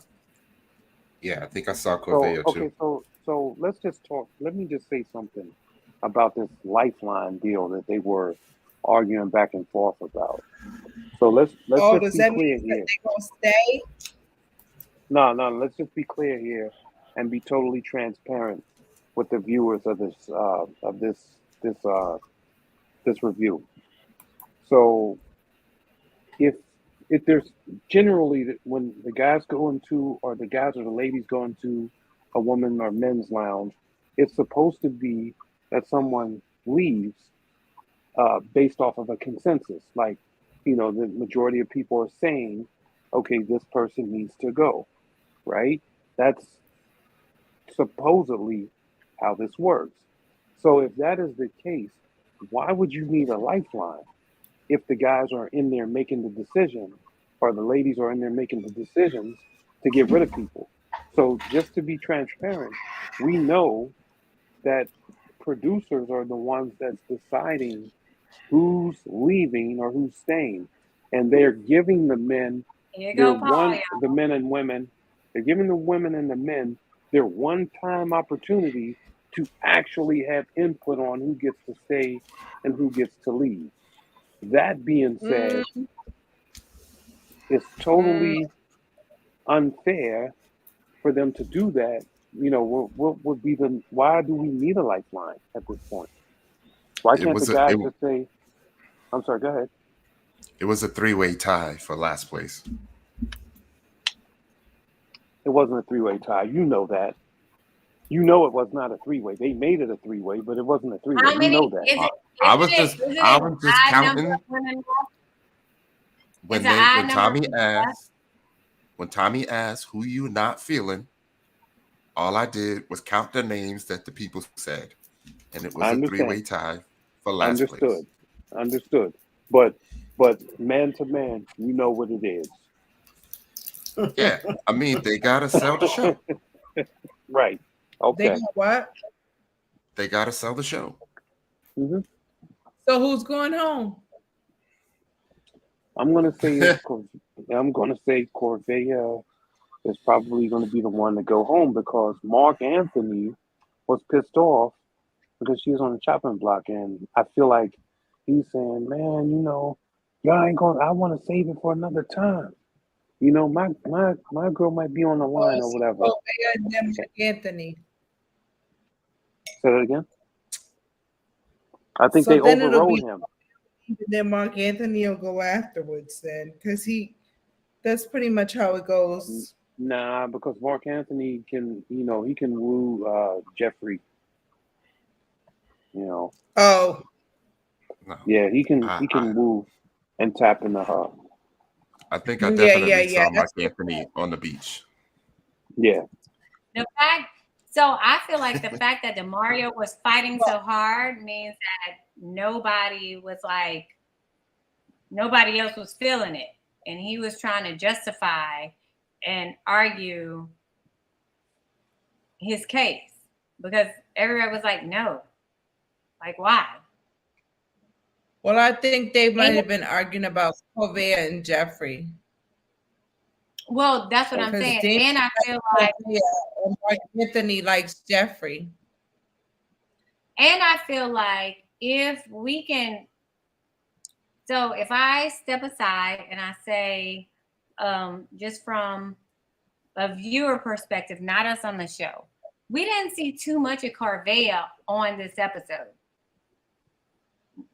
Right? We didn't see too much of her. Marc Anthony does Mercedes too. We forgot to talk about Mercedes. So if I had to pick, I would say Corvia.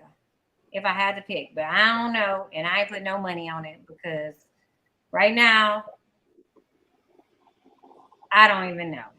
Shit. I don't even know. It's so hard. I look at all three of them and I'm like, put it back up there, put it back up there again. It's so hard. But I felt like the show, like, just from a viewer perspective, like, if I'm going to tap into my inner Tyrone, if I'm going to tap into my inner editor Tyrone, we didn't see enough exchanges with Corvia. So I feel like this is a setup to show she doesn't have any connections except the last little hanging fruit, right? So I think this is an episode. Our next episode, we're going to see a man and a woman leave. And I think we know the man and the woman that's going to leave, because Demario pissed everybody off, right? For going so hard. Oh, yeah. Right. And we didn't see much. We didn't see any connections with Corvia, but she was a hot topic of elimination. So if I can, yes, she was. All of them had her in elimination, like guys. if I'm Virgoing, and I can't wait to join y'all next week so y'all can tell me if I'm wrong, I welcome it. I hope I'm wrong, because I feel like Corvia is very misunderstood. I feel like she is age appropriate. She's like 31, 32. You know what I mean? Right. Like, Yeah. like, Yes. like, you know, when you just come into your own and you're like, this is what I like, this is what I don't like, this is what I accept, this is what I don't accept. And sometimes we fall short on communicating that, and we might not articulate it in the best way. I feel like Corvia this season is the most misunderstood person.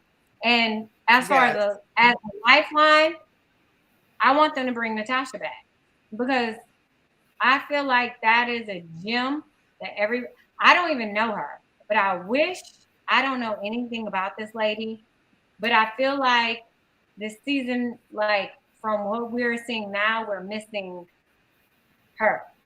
And I don't know anything about her except that she's a lawyer. So I feel like she has a perspective. She's diplomatic. Like, she probably has more to offer. And I go back to the season of Atlanta when they got rid of, I think they called her Tiny. I can't remember her real name because we've been through this so many times. So forgive me if you're watching it. I feel like she was a gem in Atlanta, the second season of Atlanta, season 2, that they missed out on. So she was an attorney, super cute, a baddie, badass, like everything. And I feel like sometimes people eliminate it early. If you can like renege and bring back somebody, I want them to bring them back. So I would wish, instead of introducing new people, maybe one of the curveballs was to be reintroduced, one of the first eliminated. Good deal. Yeah.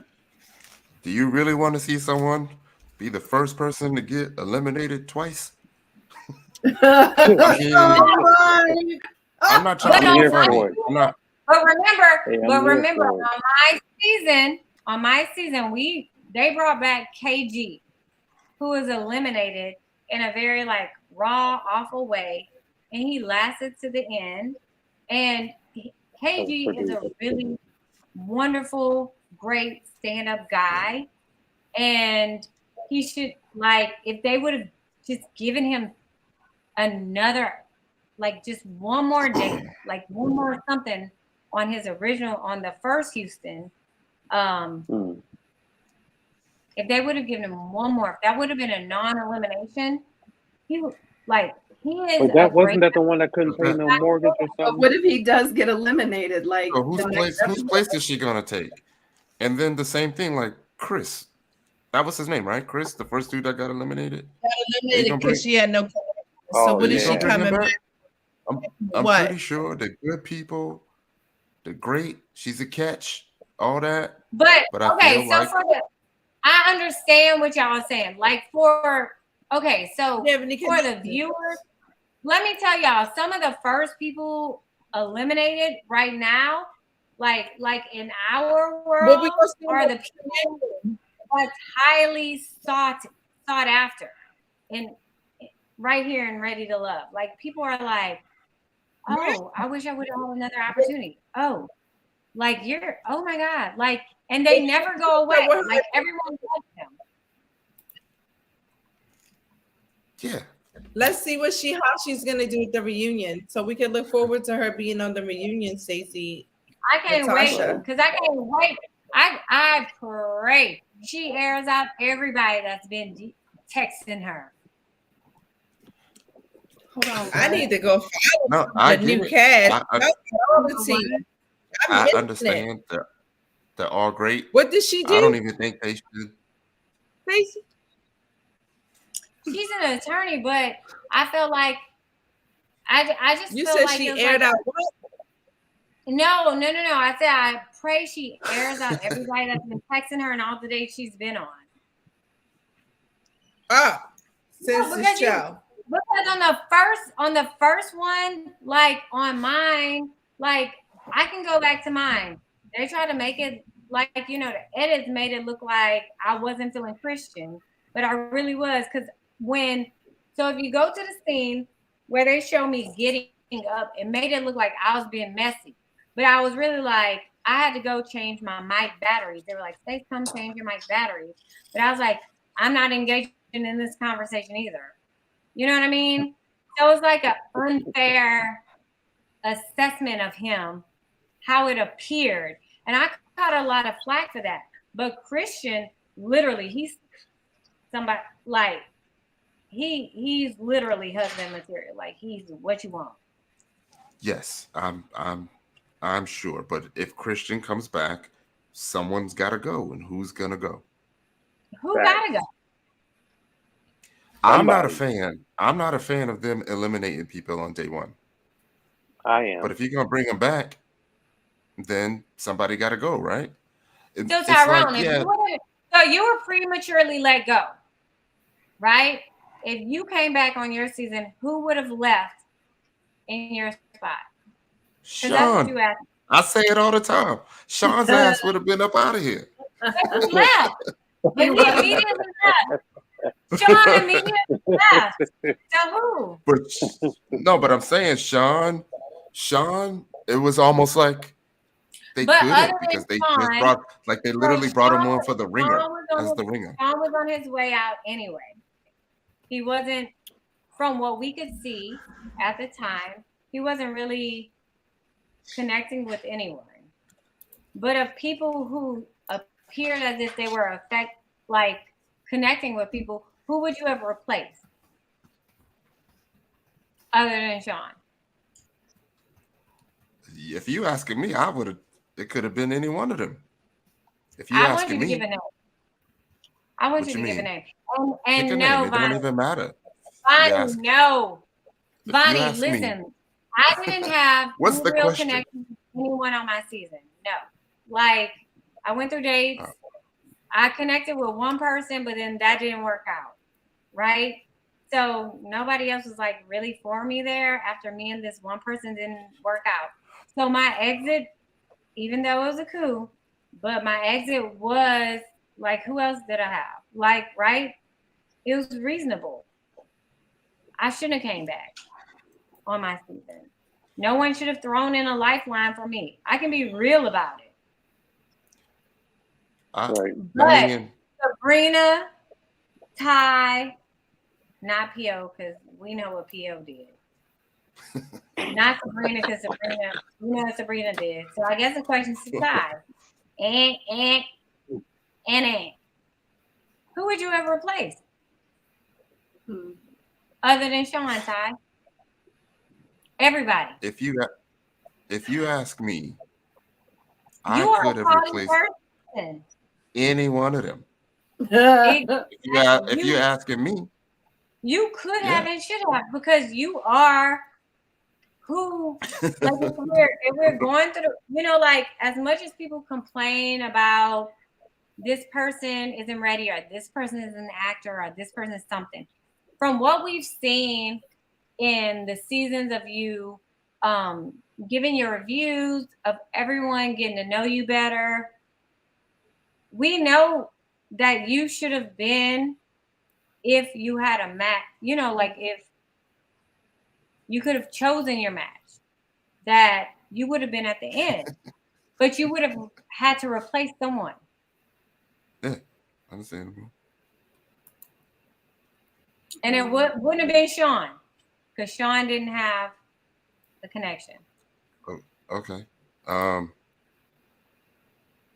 Yeah, like I said, if you ask me, any one of them could have went. I was on the wrong season too. I agree, Tyrone. I wish you would have been on my season, because I would have snatched your ass up like a damn Reese's Pieces. I would have chewed. What Drew Hill said, snatch you up like Reese's Pieces. Stacey, you been drinking? No, he doesn't drink. He's sober. I'm joking. Yeah, I'm joking. I felt like I should have been on Ready to Love Potomac. I feel like I came to DC and shook that shit up too. Girl, I wish if I could do it again, I wish I would have been on the season with you, Sabrina, because I feel like it would have just been fun. Because I feel like I would have been side-eyeing you in woman's line, like, look at this girl lie. Who, me? I feel like I would have been like, girl. Like, I feel like I would have been side-eyeing about like all of our conversations, like, girl, you already know, sis. And the camera would have been in your face and my face, and we would have been meeting in the middle, like, girl. Honey, it would have been frick, frack, and Frick.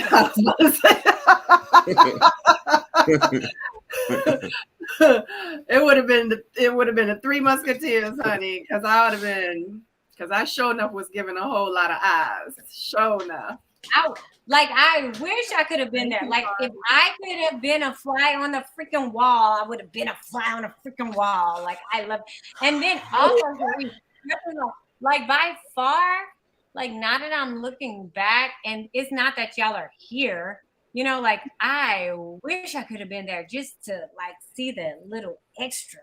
Like, ooh, I would have been like, girl. I would have been like, well, no, distance isn't keeping me and Tyrone from dating. I feel like, you know, me and Tyrone is like we could be brother and sister. Honey, they trying to get Tyrone. They gonna have I know Stacey just Tyrone a wife.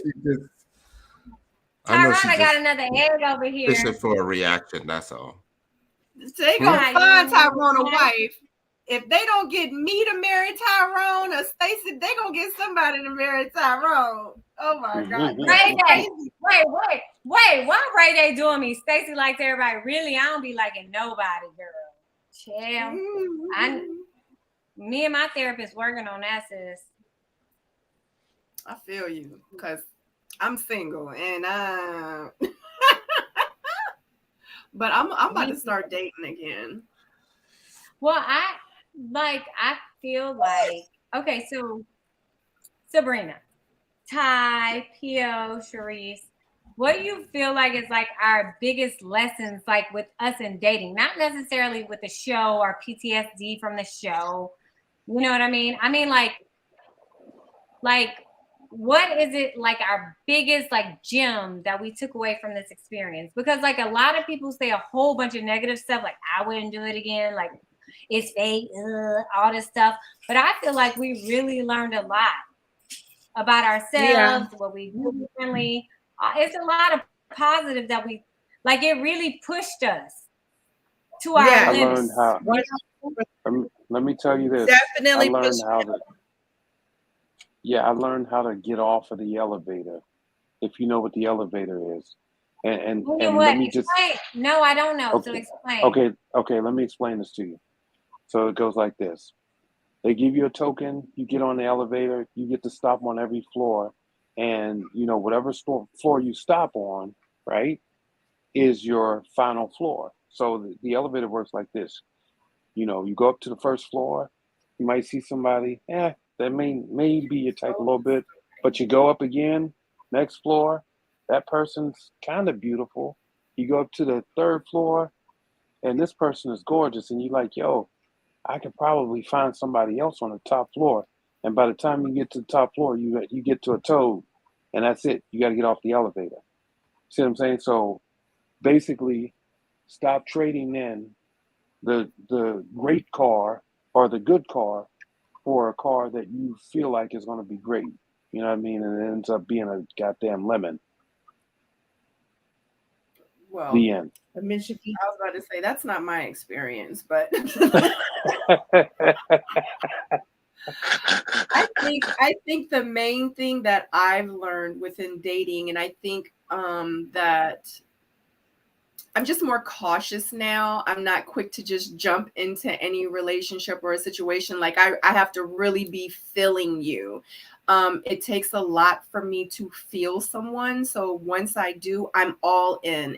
And I think that's one of my things is that once like I'm feeling you, I'm like 100% invested. Like I give you 100% of me.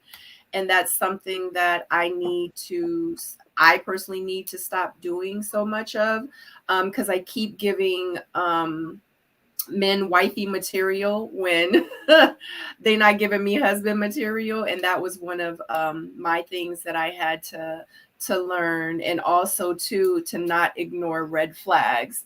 And that's something that I've done in a lot of my relationships. And just moving forward now, I just don't lie to myself anymore. Like someone once said, like the men would be like, tell the woman the truth, but let them lie to themselves. And I think that's what I used to do. Was I used to lie to myself. I used to sell my own self dreams. And that's something that, I had to stop doing as well. And stop thinking also too, that just because he's being nice, like we need to be together forever. You know what I mean? So it's cute. I'm enjoying the dating ride. It is what it is at this point. I want to get back out there. I haven't really been out there like that, but it's to the point now where I'm about to be on straight savage mode. So Hey, I'm about to be breaking some hearts at this point, because I don't really give a care anymore. I'm like, it is what it is. And what happens, happens. yeah. Am I next? Did PO go? Okay, so I'm next.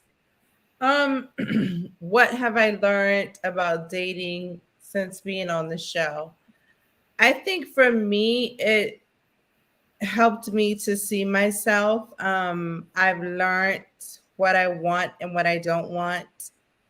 And I feel like I've learned to trust myself, and not to waste my time. But yeah, I've also learned that I'm a pretty good judge of character. Seeing myself dating was different, but I think I'm learning to be more vulnerable as well. Yeah, and kind of loosen up with the dating, because I was very tight with the dating. So I'm learning to loosen That's what I up. mean. Yeah, that's what I mean too about going savage. Like, if someone comes up in the store and he's like, "Hey, how are you? Like, like, what's your name?" Normally I'm like, not interested. You know what I mean? But I'm gonna like be savage. So, like, you know what? I'm gonna talk to everybody. Like, I'm just gonna put myself out there. So yeah. I think the show forces you to put yourself out there. I feel like before I came to the show, I signed up because I was ready and I was, at a place to date. And now it's like you said, I'm definitely more open, and I meet a lot of men now because they have seen me on the show and they're like, okay, we saw you chose yourself. So can I take you on a date? And I can't lie. Before, I would have never. But I don't even need to be on a dating app now. So I would be a fool not to be dating. Right. I did So that's what has changed for me, for sure. For sure. I mean, even before Ready to Love, I wasn't on Instagram. Like, I've always been very private. I don't mention who I date. Like, I don't name drop. And I've never, ever, ever, like, everybody knows everything about me as a professional, but my personal life, it would take a lot to really dig it up. So I think that has definitely been the thing for me. It's opened me up to more fish in the sea, and I'm fishing a lot more. Mm-hmm. Do y'all know why I joined? Do y'all know why I got on this show? Do you know why? Why, PO? I ain't telling nobody that. Oh, dang. No, you know what you're not gonna do. So what you're not gonna do is do that bullshit. We want to hear it. Like, tell us. It's okay. You was trying to find love. You ready to love, and you was trying.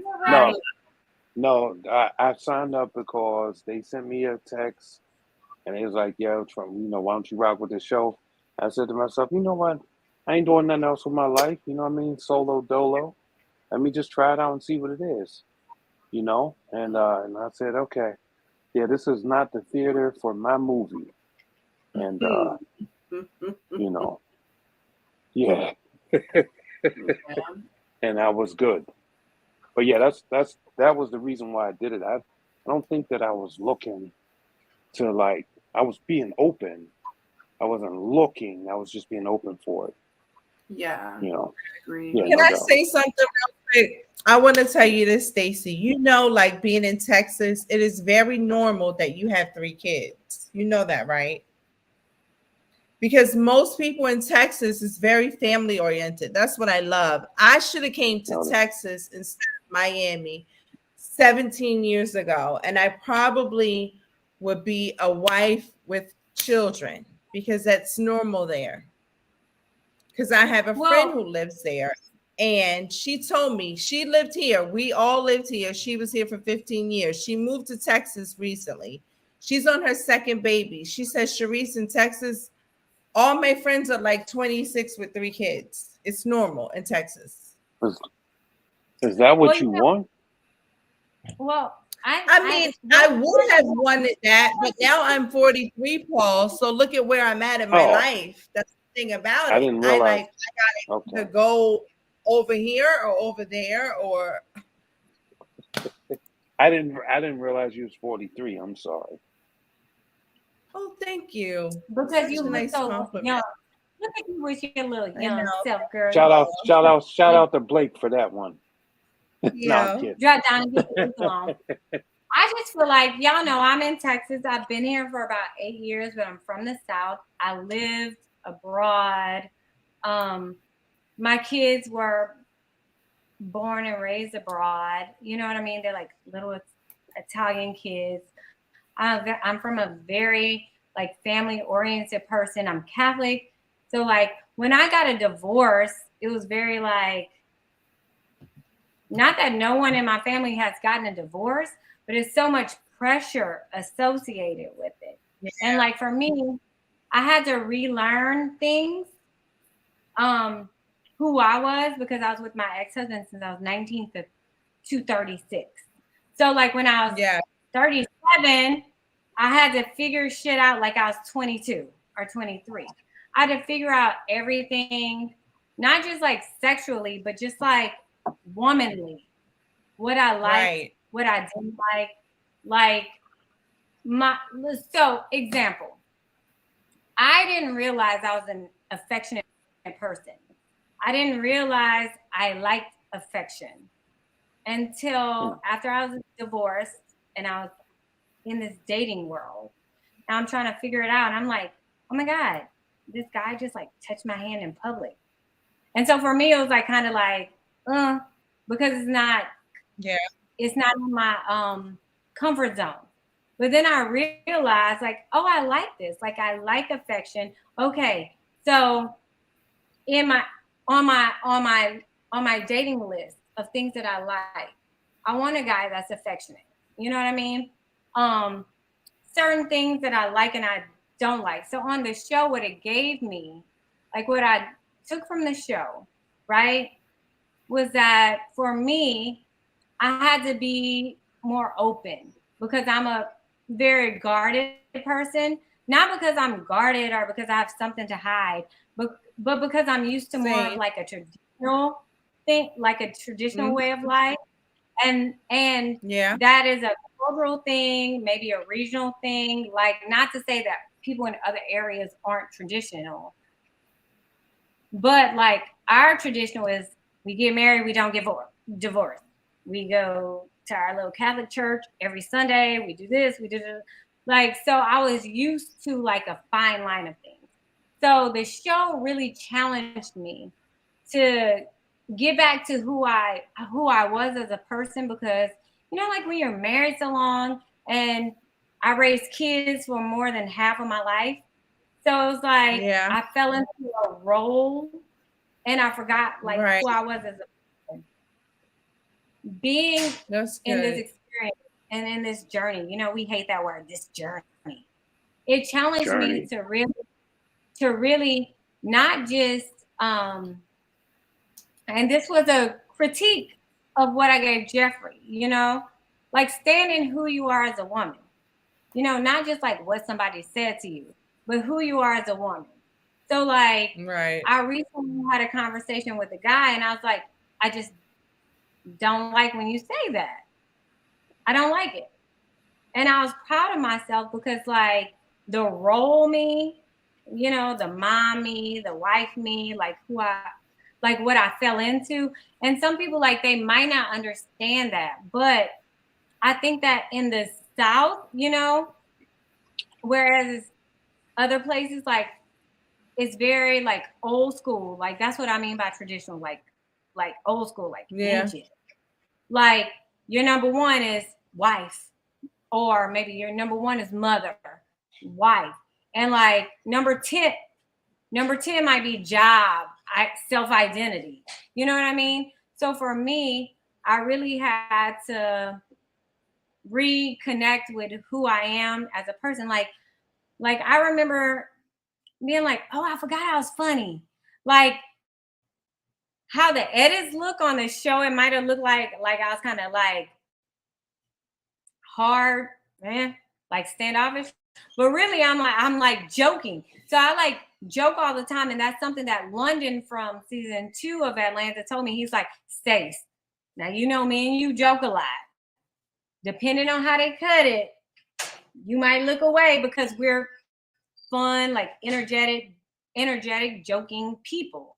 So, for example, like when in Pilates on my season, when I was bending over and I was like, oh, you late to David, I was joking because actually I was later than him because I didn't initially know we were going to do Pilates. And then I was like, oh, you got to take your shoes and your socks off of that. Let me go run because I broke my toenail off yesterday running. So I need to go get my big toe fixed because I don't want to be on, like they ain't about to film me with like a cracked ass toe. So I was the one actually late, but how it looked was like I was being snappy. You know what I mean? So like my personality is like more of like a fun, jovial person. And the show really challenged me and pushed me to do things that I don't normally do. And like one thing that I learned is like, don't date your ex, right? Don't date who looks like your ex. Don't date what you're comfortable with, because that didn't work for a reason. So just be open. And that's something that, for me, defying a woman in the South, defying tradition, it doesn't come easy for me. I hear shit all the time from my mom, from aunts, from, the matriarchs of the community. I mean, overall, they might be proud of me, but they give their criticism of certain things because they feel like you should be defined as a mother first and not as a person first. But I believe that, like one day I had like this eye-opening moment, and I was like, you know what, my baby's 10. In 7 years, it's just gonna be me. So if I don't create a life, and of course I'm gonna be a great mother. That comes without explanation, right, Sabrina? We do that without thinking about it. Like we wake up and we're already fixing their lunch and preparing for dinner without even actually thinking about it. It's like instant. But for me, I had to really learn how to think about me. And the show challenged me to draw a line in the sand and establish my boundaries. And what I thought before were my red lines really weren't my red lines. It was just like, what you call it, Paul? It was my prejudgments, right? It was like what I thought was okay with other people. So I appreciate the show and what it gave to me and how it challenged me to just go outside of what I thought was my box. So my box is bigger than what I thought it was. Mm-hmm. Tyrone, did you answer the question? What's your answer, Tyrone? I don't forgot the damn question. What was the question? Oh, one more thing. The show has made me a million, made me rich, filthy rich. Thank you. Ready to love. Okay. What was it? Because I don't want to mess the question. Do you remember the question, Tyrone? Yeah, Lies. I think it was about what did you learn from the show or something. Well, no. Yeah. Yeah, that's what it was. No. Like what I thought I knew, throw the shit in the trash. You don't know shit. Try again. Okay. Okay. Yes, Tyrone. All right. I'm about to get real with y'all real quick. Get real with it. Thank you. All right. So what y'all saw on the show was me at the end of what I thought was me figuring out life, right? Overcoming childhood traumas, feeling like I wasn't worthy, trusting women. That was me, beating PTSD, anxiety. What y'all saw was me on the outskirts of that. When it ended, I felt like just what Stacy said. I understand my boundaries. I know what I want. I know what I don't want. I know what's good for me. And I know what's not good for me. But that wasn't true. Ultimately, what I learned was that I will never, ever have a successful relationship unless I heal. And that part. what I mean by that was, and it's cool because I don't even get emotional when I talk about it anymore. What I mean by that was, I was coping in a state of pain and hurt, and I had lived in that state for so long that it was just normal to me. So what that means is since the moment I was 18, I had an alter ego. And I don't normally tell people this, but yes, I had an alter ego. What was his name? Y'all may know him as Freaky Ty, but Oh yes, I his did. Oh, I heard time. this. Oh, Okay, his Freaky name Ty. was King Booth. And what I okay, realized, Oh. was like I was so emotionally damaged that I did the same thing that someone that was physically abused would do. And they would create a split personality to mask the pain or to take the pain away.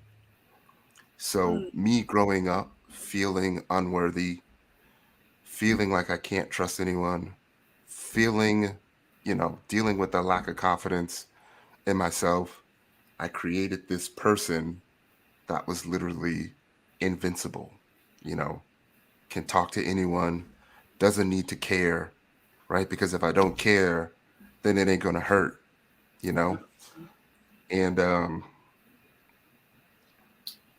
I had to eventually let that all go and realize that in the end, one, it is me.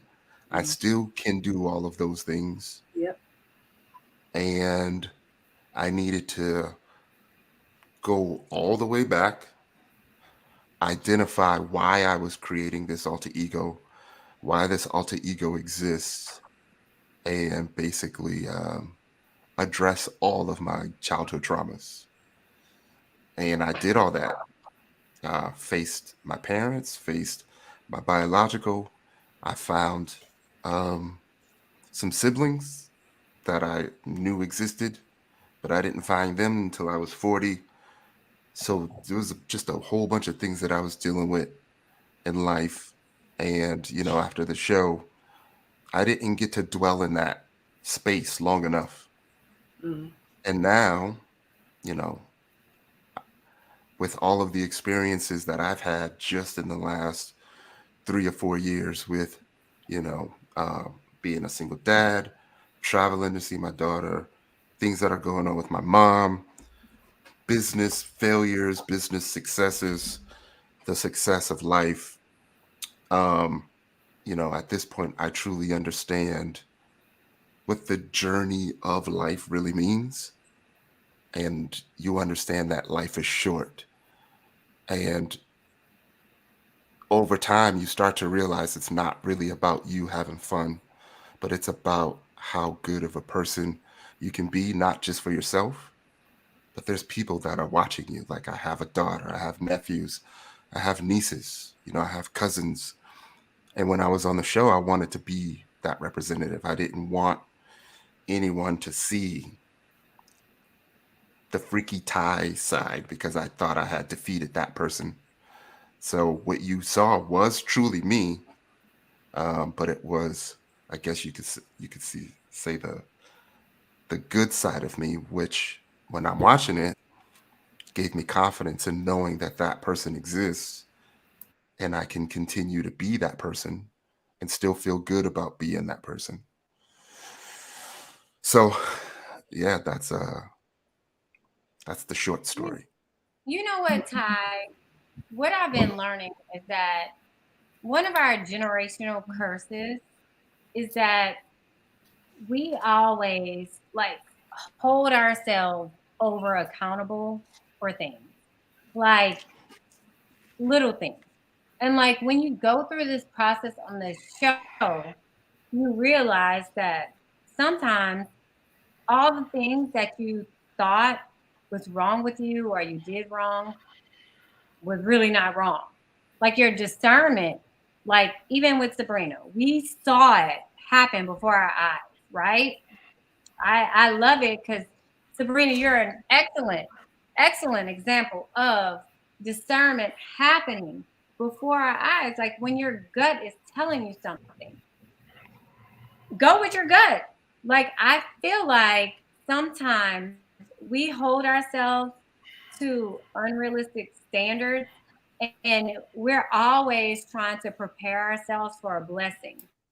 And in that preparation, we don't realize that we're already ready for a blessing. Like it's this generational curse of like self-sabotage, I think, that happens to very many of us. Like it attacks us. And Ty, in listening to you, like I feel like in this moment of your vulnerability and your honesty and your sharing, right? I even feel like you were overcritical of yourself because how you felt was acceptable and you still overcame it.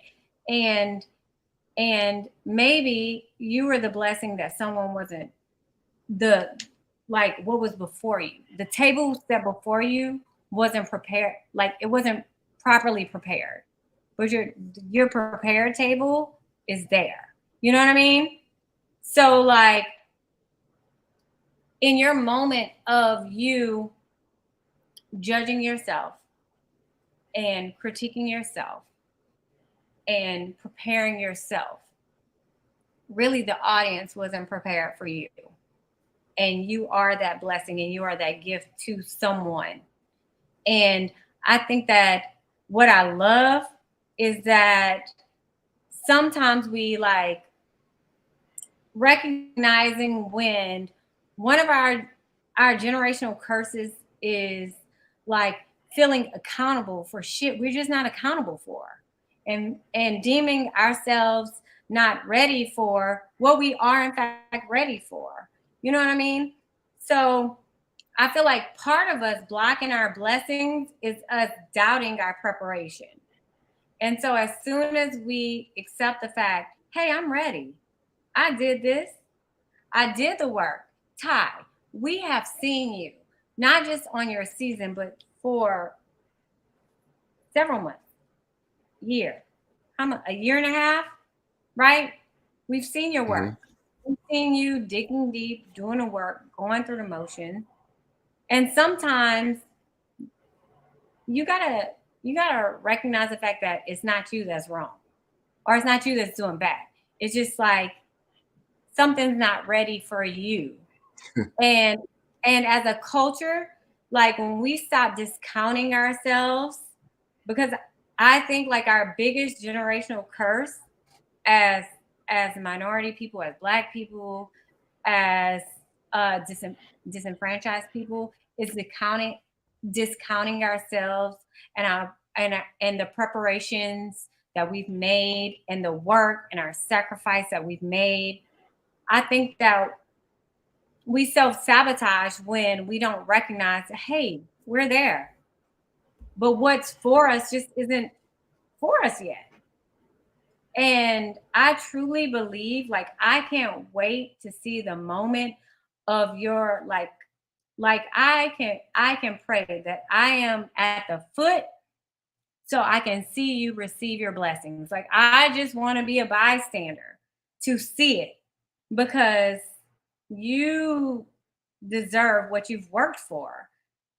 But not like to dismiss everything, but as in period, Tyrone, period, exclamation point. You are going to be so blessed that blessing is not ready for you. And as a culture, we've got to understand that. Like, we get so impatient. You know, like, this show has taught us to, like, hurry up for love. Hurry up. Be ready, right? And sometimes ready just ain't ready for you. Like, I want the best for you, for Sabrina, for PO, for Sharice. I want it. And I'm willing to sit back and watch it happen. Watch that manifest and watch it happen, because I will be you guys' biggest cheerleaders, and y'all better send me invitations to whatever y'all got going on, because I will come in person there. Even if you don't invite me, I'm crashing. Stacey is preaching. She gave you your flowers, Tyrone. Yes. Well, as black men like PO, Tyrone, I just feel like the world is so hard on y'all that y'all constantly move. Like, the world isn't moving the goalposts. Y'all are. Right. And y'all are self-sabotaging at a certain point. You know, it might not be right now, but at a certain point, like, y'all just feel like y'all aren't ready. Y'all aren't good enough. You still got work to do. You still got to dig deeper. No. The worthy person, your partner, just hasn't developed for you yet. You're there. It just hasn't developed. That's a fact. Mm-hmm. Tyrone, would you like to give lasting statements and comments before we conclude this live? Because Mama got to go to bed. I got to take the baby to school in the morning. I mean, if I was to say anything, you know, based off of what I said, I would say, you all have an idea of some demons that you all may be fighting, right? Somewhere subconsciously, there's something that you're holding on to, something that you don't want to address, something that you're being strong for. And I would say address it before it's too late. You know, it's like, I always talk about this weighted vest, and everything that you can address, you know, it's one of the weights you get to take off the vest, and you get to walk through life a whole lot lighter. So it ain't going to be easy, but I would suggest you do your best to try to, you know, try to face it. So yeah. It's been real. It's been 4 hours. I was about to say, I just want to say, actually, Stacey and I, we were talking behind the scenes in our private chat. And I just want to say that this was probably one of the best panels. It was so much emotion. I love that we can come on here and we can agree to disagree. I love that, you know, we all have different opinions. We have different personalities. I love that we can converse in a positive manner, even when we're disagreeing with each other. I just want to say that this was so amazing. I appreciate you guys, because when we do these panels, we do spend 3 to 4 hours sometimes on here. And I just want to give a shout out to you guys for saying thank you. Thank you for taking your time, because time is one thing that you can never get back in life. You can get anything else back, one thing you can't get back is time. So I want to say thank you to you guys for taking the time and spending it with me doing these panels. I appreciate you so much. The insight, the knowledge, the game that y'all spit outside of the reviews from the show, like just, you know, putting on, because somebody's going to watch this thinking they're coming to watch the review, but really they just got some gems. And it's going to change their whole perspective and how they probably walk through life later, you know, because of what the conversation, that 10-minute conversation we just had, you know. So I just want to say thank you guys. I love you. I want to give a huge shout out to you guys in the chat. Y'all have been rocking with us strong all night long, over 200 plus. Amazing. I love you guys so much. Thank you to the cast members from Miami this season. Y'all popped in the chat. I saw you. Thank you so much. I appreciate you too. We're going to go around the room before we end. We're going to let everybody know where you can find the panelists and who they are, and go, Tyrone. What's up, y'all? Tyrone E. Wilson. You can find me at Ty Wilson 21 anywhere. It's always a pleasure. I'll keep it short. That's all I got, y'all. P.O. All right, you already know it's P.O. Potomac. You know, y'all can find me on IG, and then to the cast members from Miami. Yo, I don't know how to find none of y'all people on IG, so please reach out to me so I can follow you. So I can follow your journey and see what's going on, please. Because it's very hard. I'm out here plus on IG at 100 sightings. Yeah, I see them. I'm just purposely trying not to follow because I don't want to be biased right now. I just want to be focused on the show. Reviews. Yeah. Stacey? Yes, P.O., please tell them, because some of their IG names isn't like their show names. So it's hard to identify who. And like, this isn't like, oh, reach out to me.